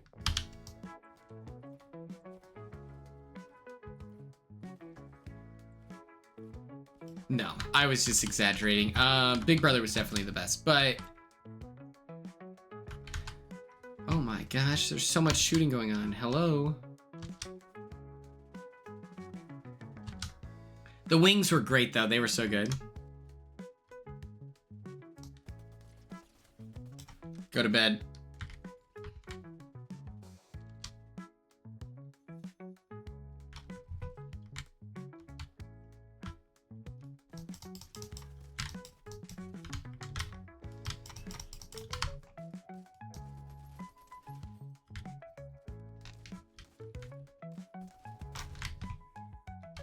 Need that.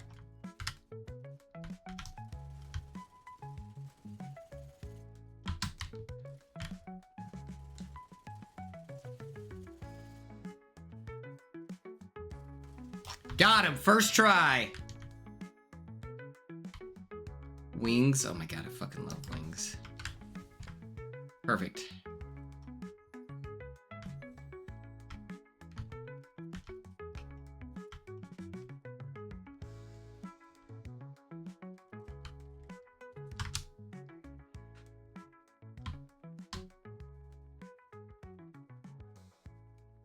Do we have any people that like went to like a big college? Like one of my best friends, his name's Gino. Oh my god, what is this?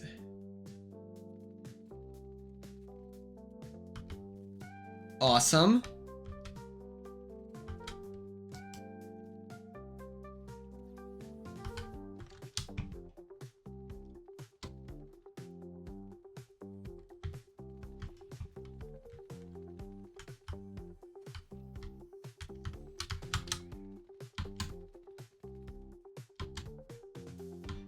My friend Gino, at his, like, in his dorm room,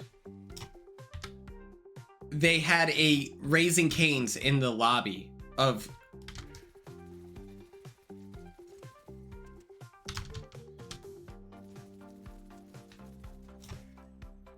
And that, like, blew my mind. I was like, yo, if I had a 24/7, like... essentially 24/7 access to Raising Cane's. I was like, no, what? You had a Tim Hortons? What is it, Tim Hortons? I thought that was, I thought Tim Hortons was,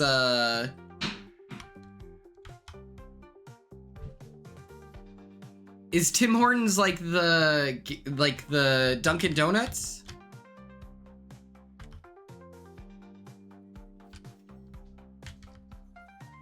Okay. Okay.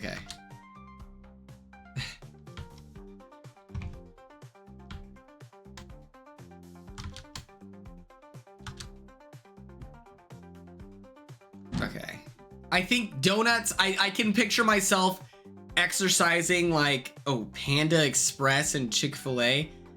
Oh my god. Panda Express, I would be, oh man. 24/7, brother.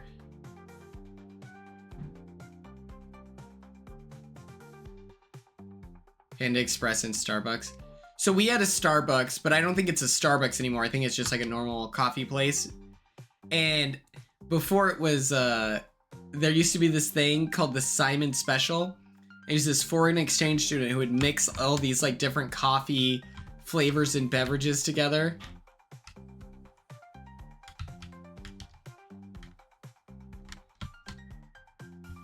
And it tasted so good.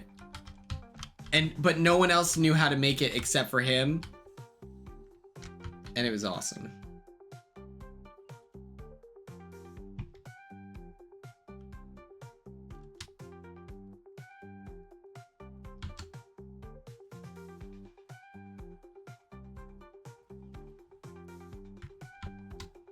Oh. Gentlemen? Oh! Why are they shooting at me? That doesn't make sense.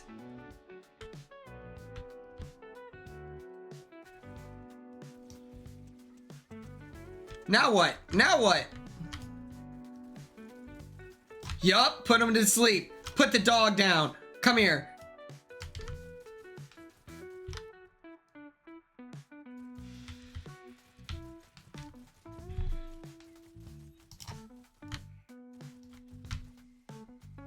Get him, get him, get him, get him, get him. Ah!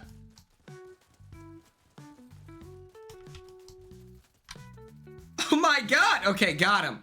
Got the Doberman. Hello. Oh boy.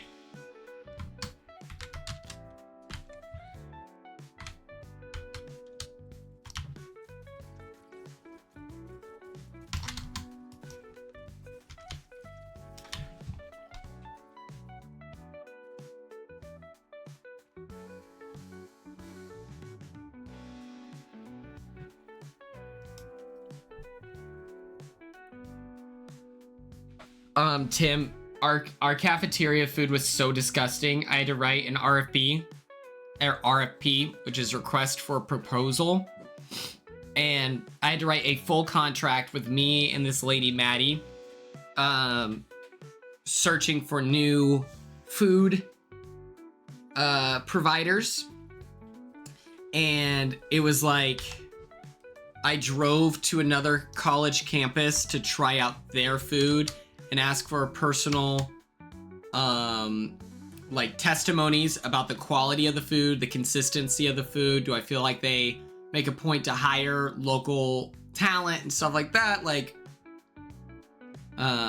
what's it like working with the higher ups? Stuff like that. Because I met with the regional manager of Sodexo, and that guy was the most condescending, rude person I've ever worked with. And I'm explaining the complaints that people have, and he's not hearing me out at all. And it's important that you know, I was really on my high horse of like speaking on behalf of the people that elected me.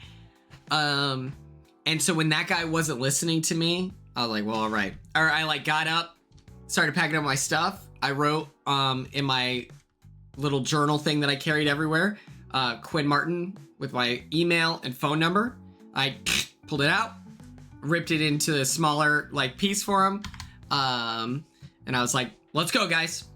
And I left with my food people and like the people in my food committee, as well as like we had 2 other people just from Stuco there. I was like, let's go. And he's like, what is this? And I handed him my phone number and whatever. And I was like, when you want to actually listen to the people paying you, let me know. And then I just left. And I got in trouble for that. He immediately told because he had to fly out to meet with us, because it was like, you know, we're gonna find a new like whatever, a new food provider. And so it's like it was important that he like meet with us and talk to us, but he wasn't doing a good enough job in my opinion. So I was like, all right, we're gonna leave then.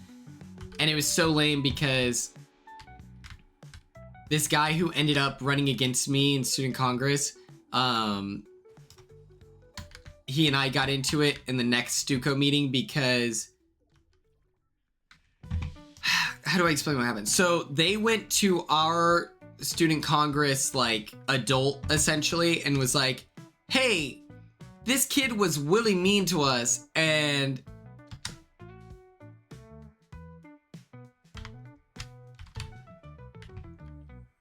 so my Stuco advisor, that's his like title, I couldn't remember it, he just asked us what happened and about like the language I used and everything, and I was like, I did not use any swear words. I simply said he wasn't listening to us. And it was so lame because this kid, his name was Cade Weirs, he was like, yeah, I felt that Quinn was using pretty aggressive language. You know, if we're trying to work with people, we need to talk to them properly.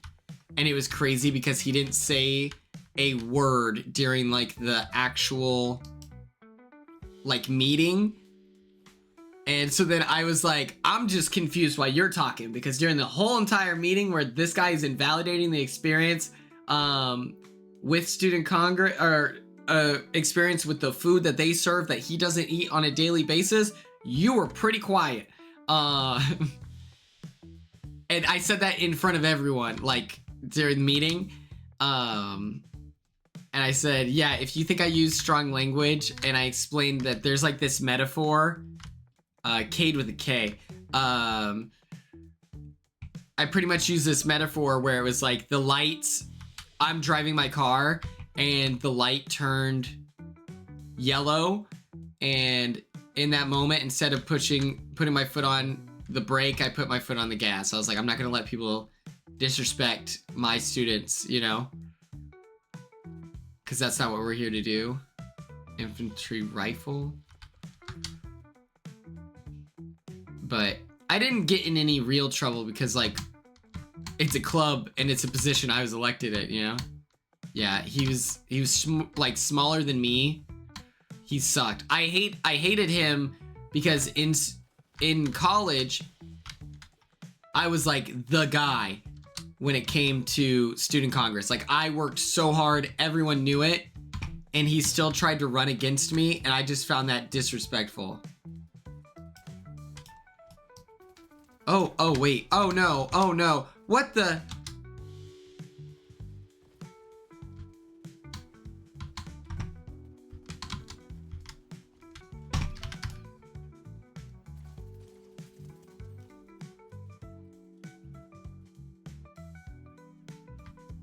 Yeah, I beat him with 73% of the vote, but I felt like disrespected that he thought that he could run against me, is what I'm saying. Where I was like, what are you doing? Like, absolutely not. Because he didn't do anything when he was in student congress. Like, you know, like, he was lazy, and I worked really hard. And I'm like, you think that you can run against me? Like, that's absolutely not.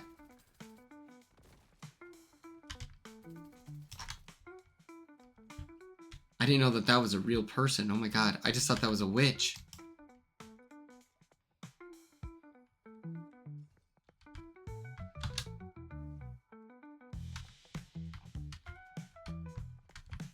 Like, I would be at to give you an idea of like what I was like, I would be at parties in college and I'd be like, do you have any student concerns?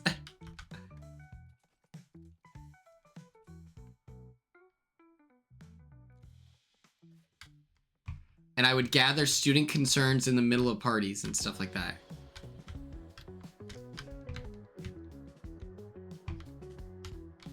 Combat slingshot is pretty cool.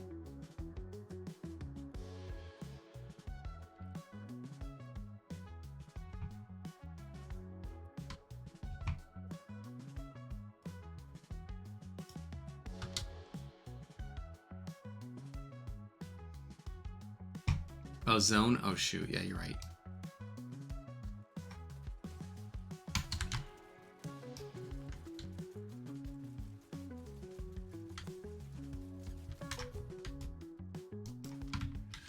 Shit. Oh my god. This is so hard.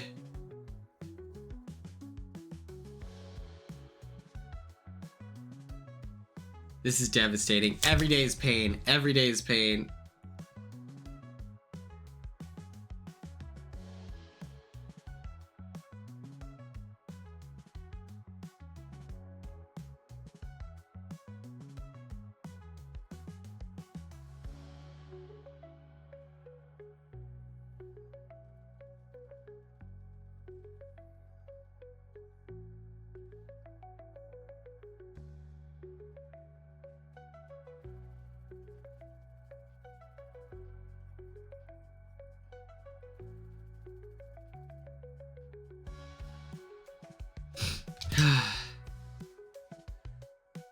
Wait, Clinton, that's so sweet. How long of a drive is it for you? You don't have to say like where you're driving from, but is it a long drive with you and your mom? Because if so, there is an Applebee's really close in Celebration. And I went there with Corey in America. It was pretty good Chili's.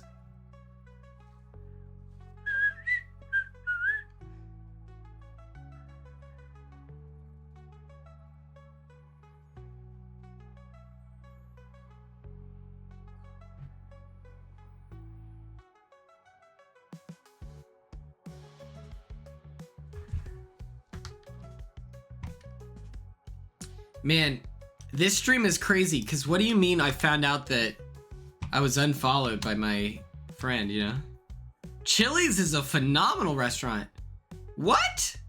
Do you like Applebee's? Because they're the same exact thing. A 2-hour drive? Okay, that's fun. That's a fun little road trip, you know?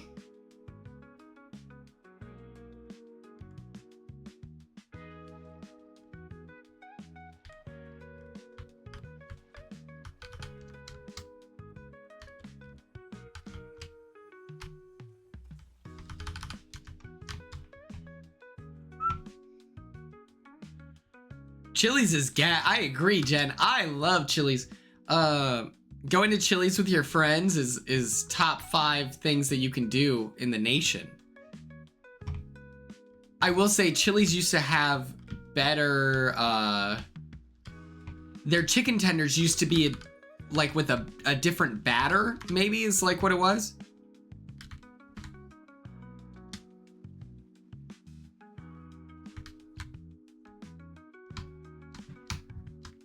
Oh my gosh, okay, thank you for remembering that, Jen, because people don't know what I'm talking about when I say that, where I'm like, no, you guys don't understand. The chicken, I'm like, the chicken strips used to be life-changing, and now they're just like regular, you know, whatever. But back in the day, it was so good. The chicken crispers, yes!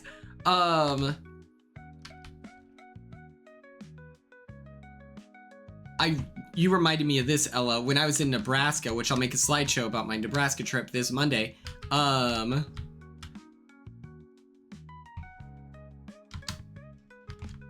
What's it called? Went to this restaurant with like the Nashville hot chicken. And it was so unbelievably delicious, but we were in such a hurry that I didn't eat all of it. I didn't even eat any of the fries. This was the first time I've ever experienced chicken and waffles, and it made sense. And so what they did is they put the syrup on the waffles for me, and then put the chicken on top of the waffles, where then,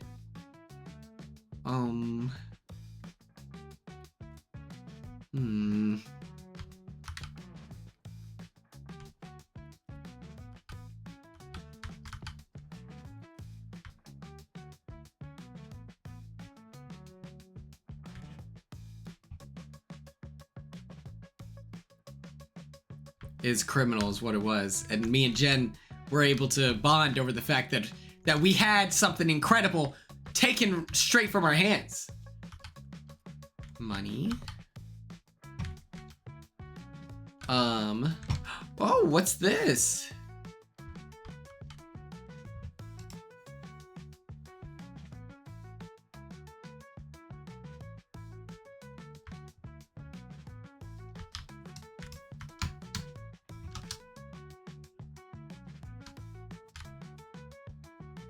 What was I saying? Oh, frick. Oh, frick. But yeah, they put the syrup on the waffles and then the Nashville hot chicken on top of it. So then it was like I was cutting into the chicken as well as the waffle, and I was able to eat it in one bite. And I was like, now I understand why people will get chicken and waffles.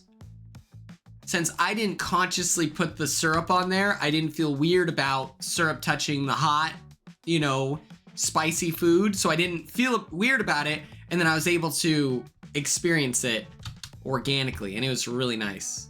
There are people who eat chili and cinnamon rolls together in Nebraska, and like I can't do it. I can't combine it. It's too weird.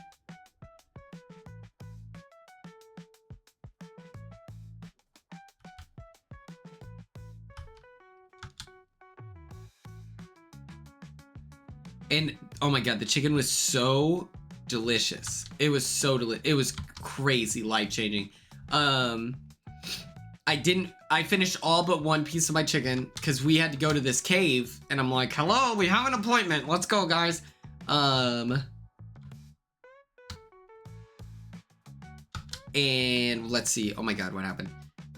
I would cut the pickle that was on top of it with the chicken.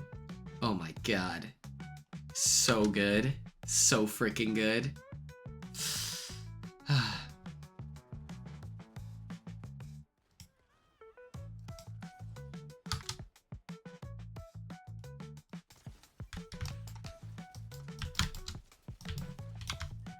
What's up, brother?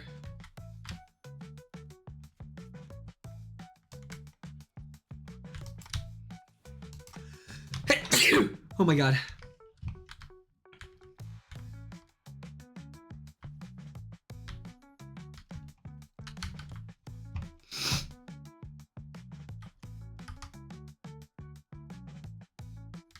You don't like pickle on top of the... Thank you. You don't like pickle on chicken? Have you ever had, like, back in the day at high school football games, Chick-fil-A would give out, chicken sandwiches? This is insane that my chat doesn't like pickles. Like, this is thoroughly shocking. But I feel like they introduced the world to, pickles on... This is insane. What's it called? I will say, and this just shows, like, how much more open-minded I am than everyone who's hating on pickles right now. I did ask for the side salad, and there were onions on it. And now listen, if I weren't brave, if I were easily scared and afraid of my own shadow, I wouldn't have eaten the salad. I wouldn't have done it.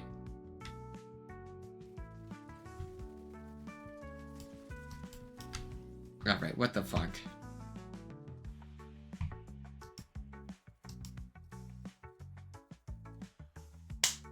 I love fried pickles.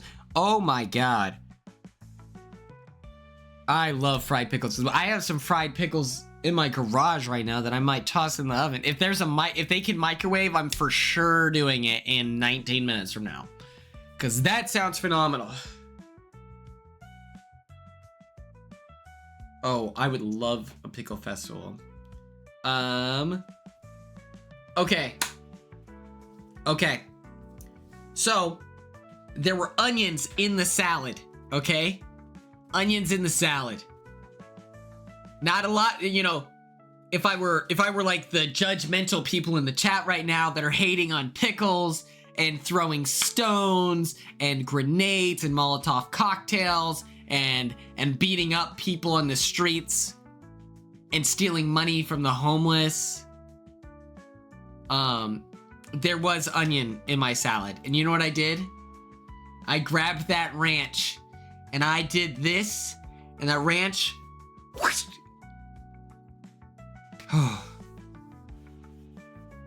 got all over my salad. I mixed it up. I did it. I ate that salad. Because I'm courageous.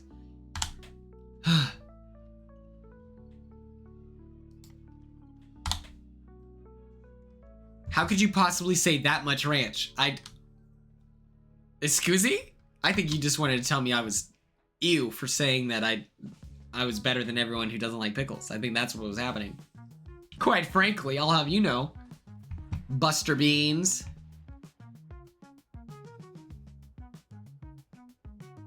But yeah, I'm gonna reach out to Watcher. And I'm gonna be like, dearest Watcher Media. My name is Quinn. I'm a reality TV superstar. And I'll lie and say, like, from Nebraska for the sake of conversation. And I have noticed that you have not managed, you have yet to stay. Oh my Jesus. Somebody do something. Help me. Help me. Ow. Oh. Oh. What's happening?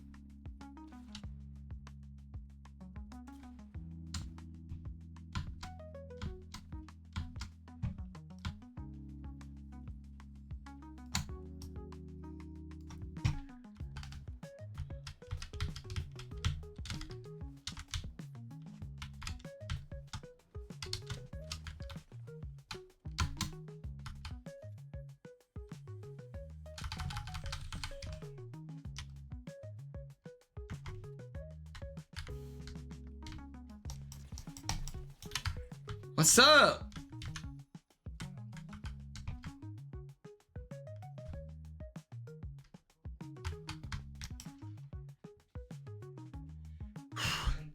Would you say Clinton, is Quinn better than everyone? Here we go. Here we go. Non-pickle eaters, you're about to be humiliated, so get ready. Yes, exactly. Thank you. Thank you, Jen.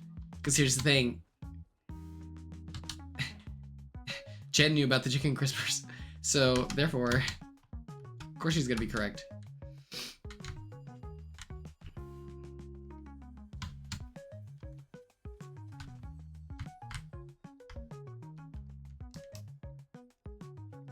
Oh, I love black olives.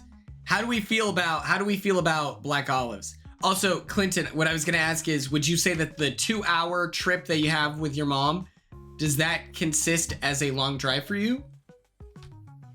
No. My mom says no, it doesn't count, so. Now what? If they like green olives, Oh, well, they're talking trash. They like onion, but they don't like pickles. Yeah, it is weird. It's weirdo freaks. And I was telling them that I'm actually a better person than all of them, because when I went to this new chicken place, they put onions in my side salad, and I ate it anyway. And so I'm a better person than all of them, is what I was letting them know. I just had some fried pickles that were delicious. From the kitchen? From Southwest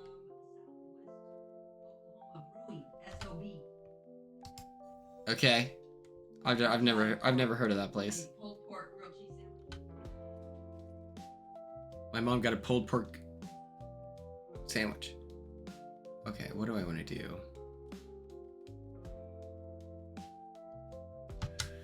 Let's move.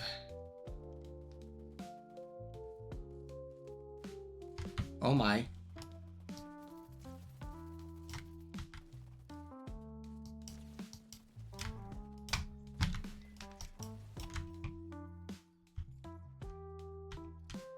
That was so smart what I just did.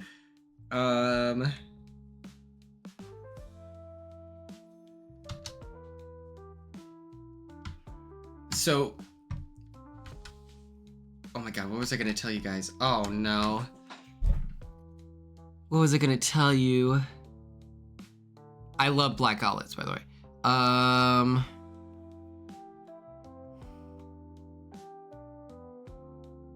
Oh my god, okay, so, question, Quinn, how did you know about this chicken place? I'll tell you. My Nebraska friends heard about it from TikTok.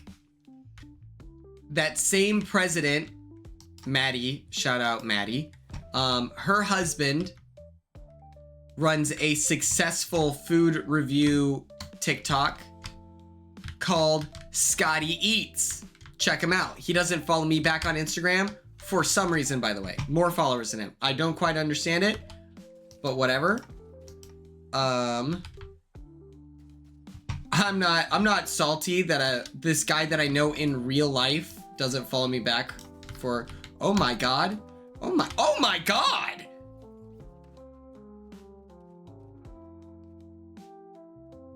That's insane. We're gonna try that again. But not only is she married to Scotty Eats, but her brother, Keenan Eats,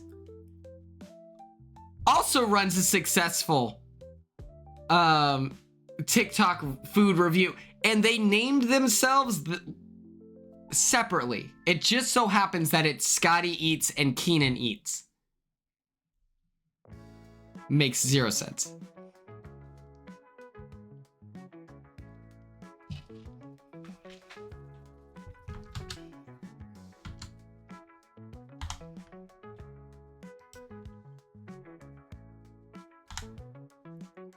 That's a phenomenal question. Let me look up Keenan Eats. Let me see if he follows me back. It's like Scotty Eats and Matt Hardiman have so much in common.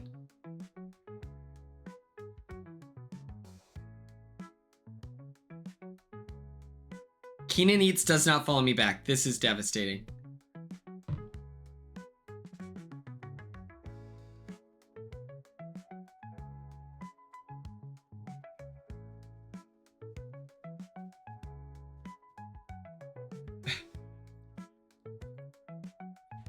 Madison, I don't know if you're in the chat, but my friend Bryce just saw your edit and commented.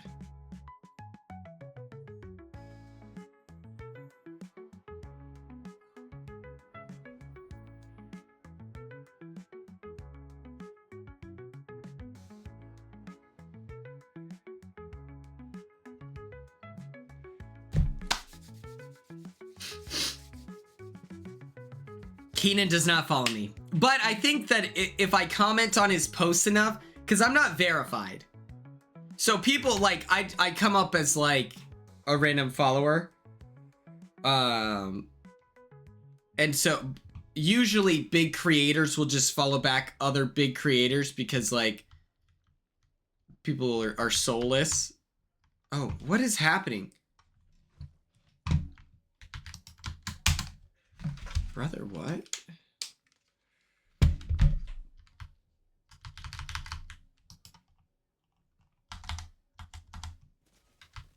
Oh, now I can move. Perfect.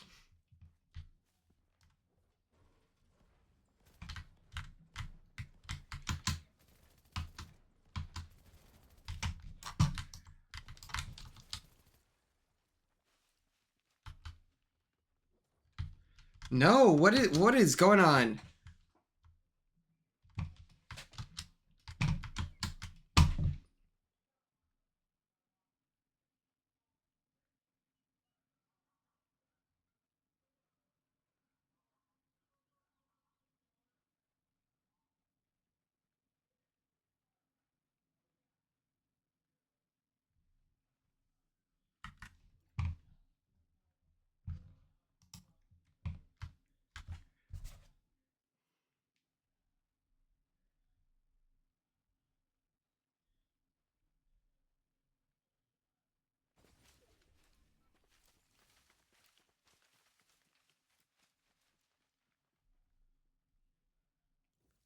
Can you guys see me? Like, is my stream lagging or is it just Fortnite? Because usually it's hand in hand. Oh, okay. So you just witnessed me, like, zone out. Where I'm like, I can't do anything. Cool. I guess my stream's down. So I went on my phone.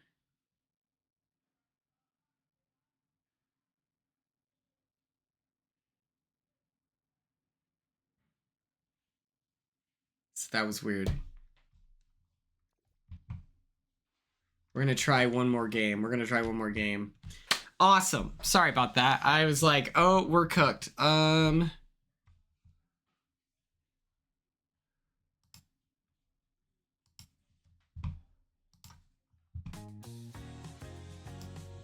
Sometimes if I close Twitch when it's running. Okay.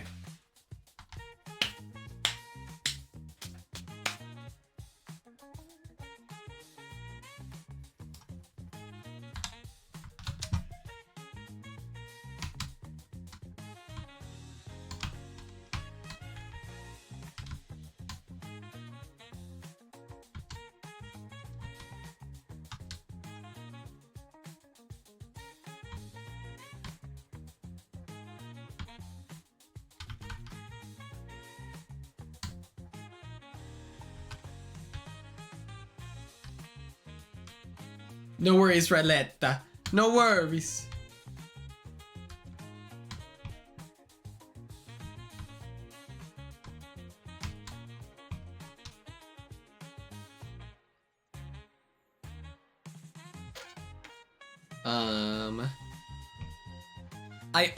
I'm trying to get this stuff for free.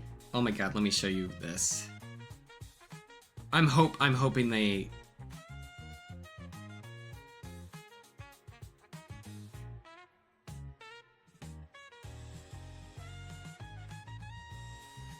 Let me see. Comments.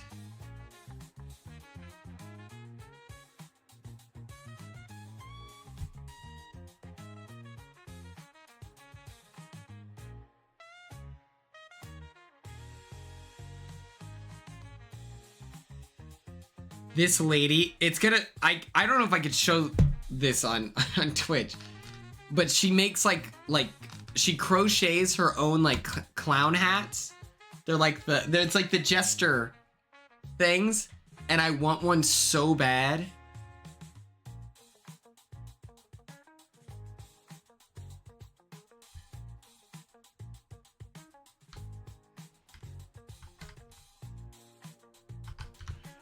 And she's gonna launch it here pretty soon. Like, it was just like perfect timing. I commented on it. I was like, need this. And she's like, you're gonna look so cool. And I'm like, am I gonna look so cool because it's also free?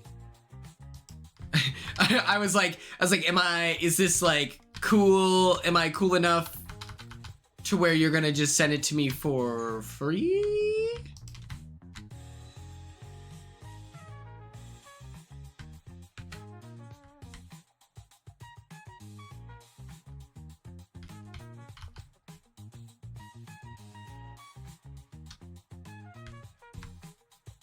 Let's get out of here. Oh, let's get out of here. Oh.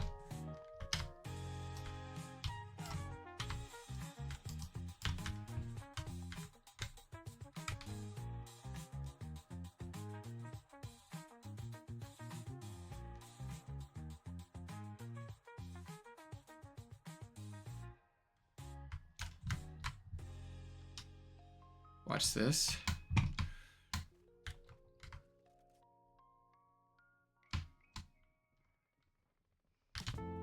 Oh, sweet Jesus.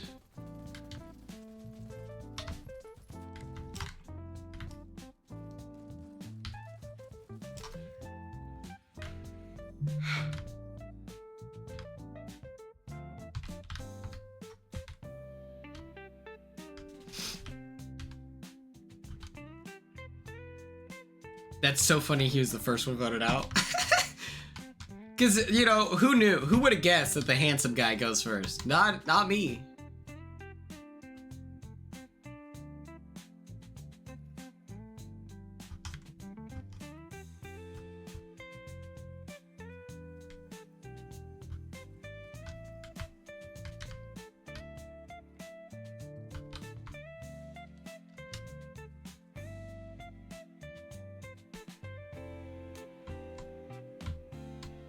What is Mr. Bro Code?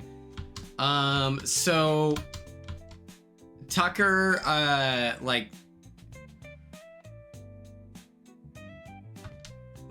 Tucker, the day that he was voted out, I was wearing Rubina's skirt, and he got like really offended by that and wouldn't compliment me. And like, I was like, what do you think? Because Cam was like explaining why he wouldn't wear a skirt. He's like, that's not really my style. Like, I wouldn't do it. And so then Tucker walked in and I was like, I know Tucker will like it. And then he's just angry. And then he shakes his head no. And then he comes back through and I was like, are you serious? And he's like, you're wearing my girl's skirt. And he went and pouted and cried. In the room, like in his room, to which then Rubina is reminding him, hey, like, you're on the block and you're gonna go home, because you need Quinn's vote to stay, because at that time they thought that, I was gonna vote to keep that guy. For some reason they felt that I would do that. To which then he's like, I'm sorry, bro. You know, I just thought that, you know, with bro code and everything, I wouldn't, you wouldn't wear my girl's skirt. To which then my response was, do I look like someone who would adhere to bro code? Yeah, he was mad that my legs looked so good.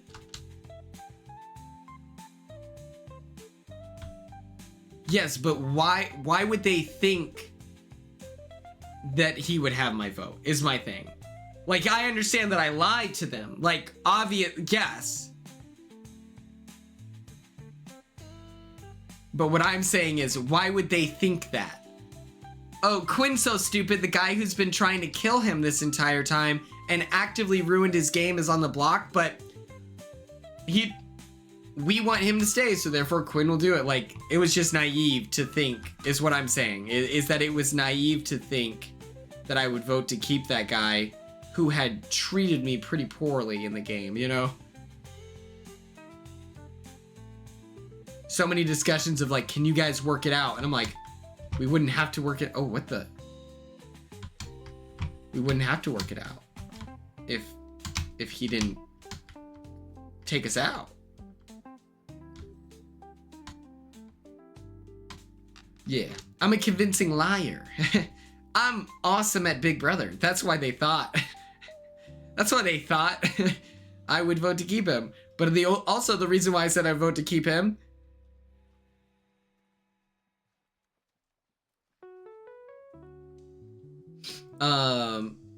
It was also a situation where it's like, there's a, you know, always a chance he'll win this AI arena. And I want them to be like, Quinn was voting to keep you. All right, let's take out the witch. She's a witch.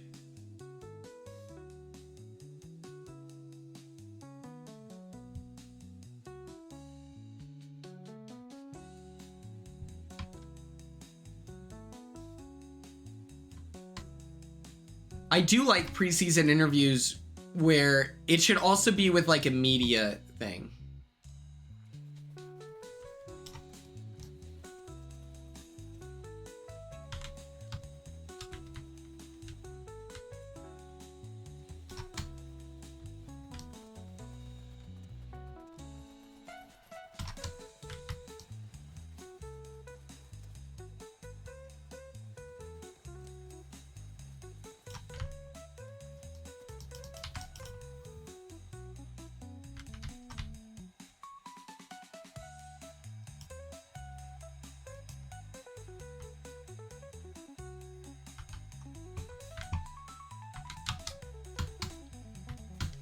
What is this gun?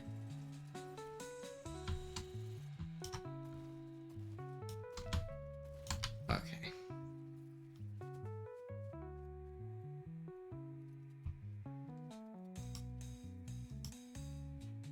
Mackenzie versus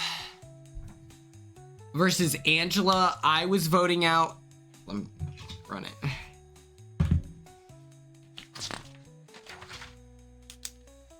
It would have been me, Chelsea, Cam,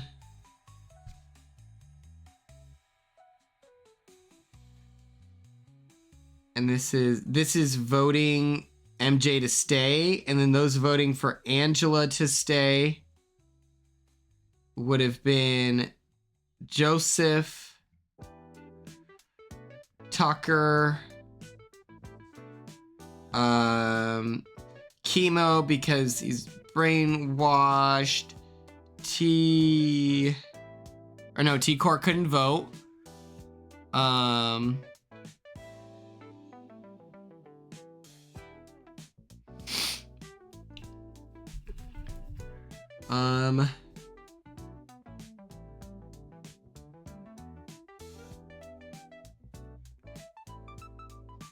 Let's be honest, Rubina's not doing what Tucker didn't want her to do in that situation. So Rubina,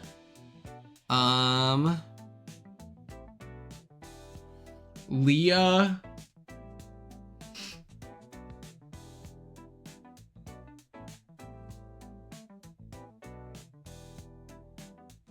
she probably votes.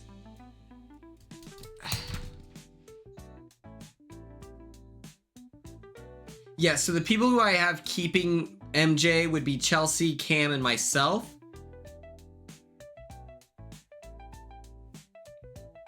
Leah choosing to keep...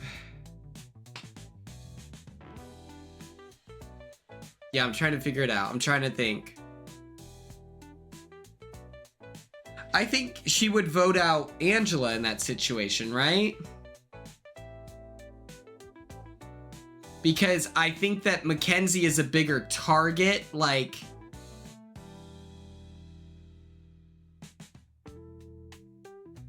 Comp Beast. At best a tie, and then T-Core votes out MJ.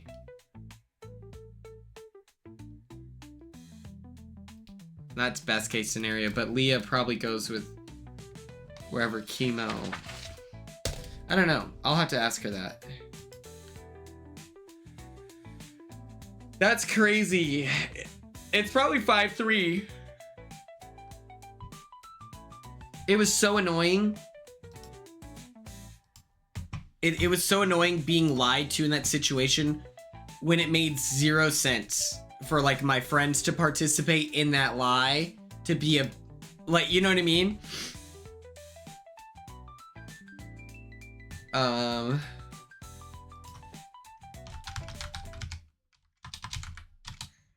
My earbud just died. Okay. Tomorrow. Tomorrow I am streaming with my Patreon. Okay, that's crazy.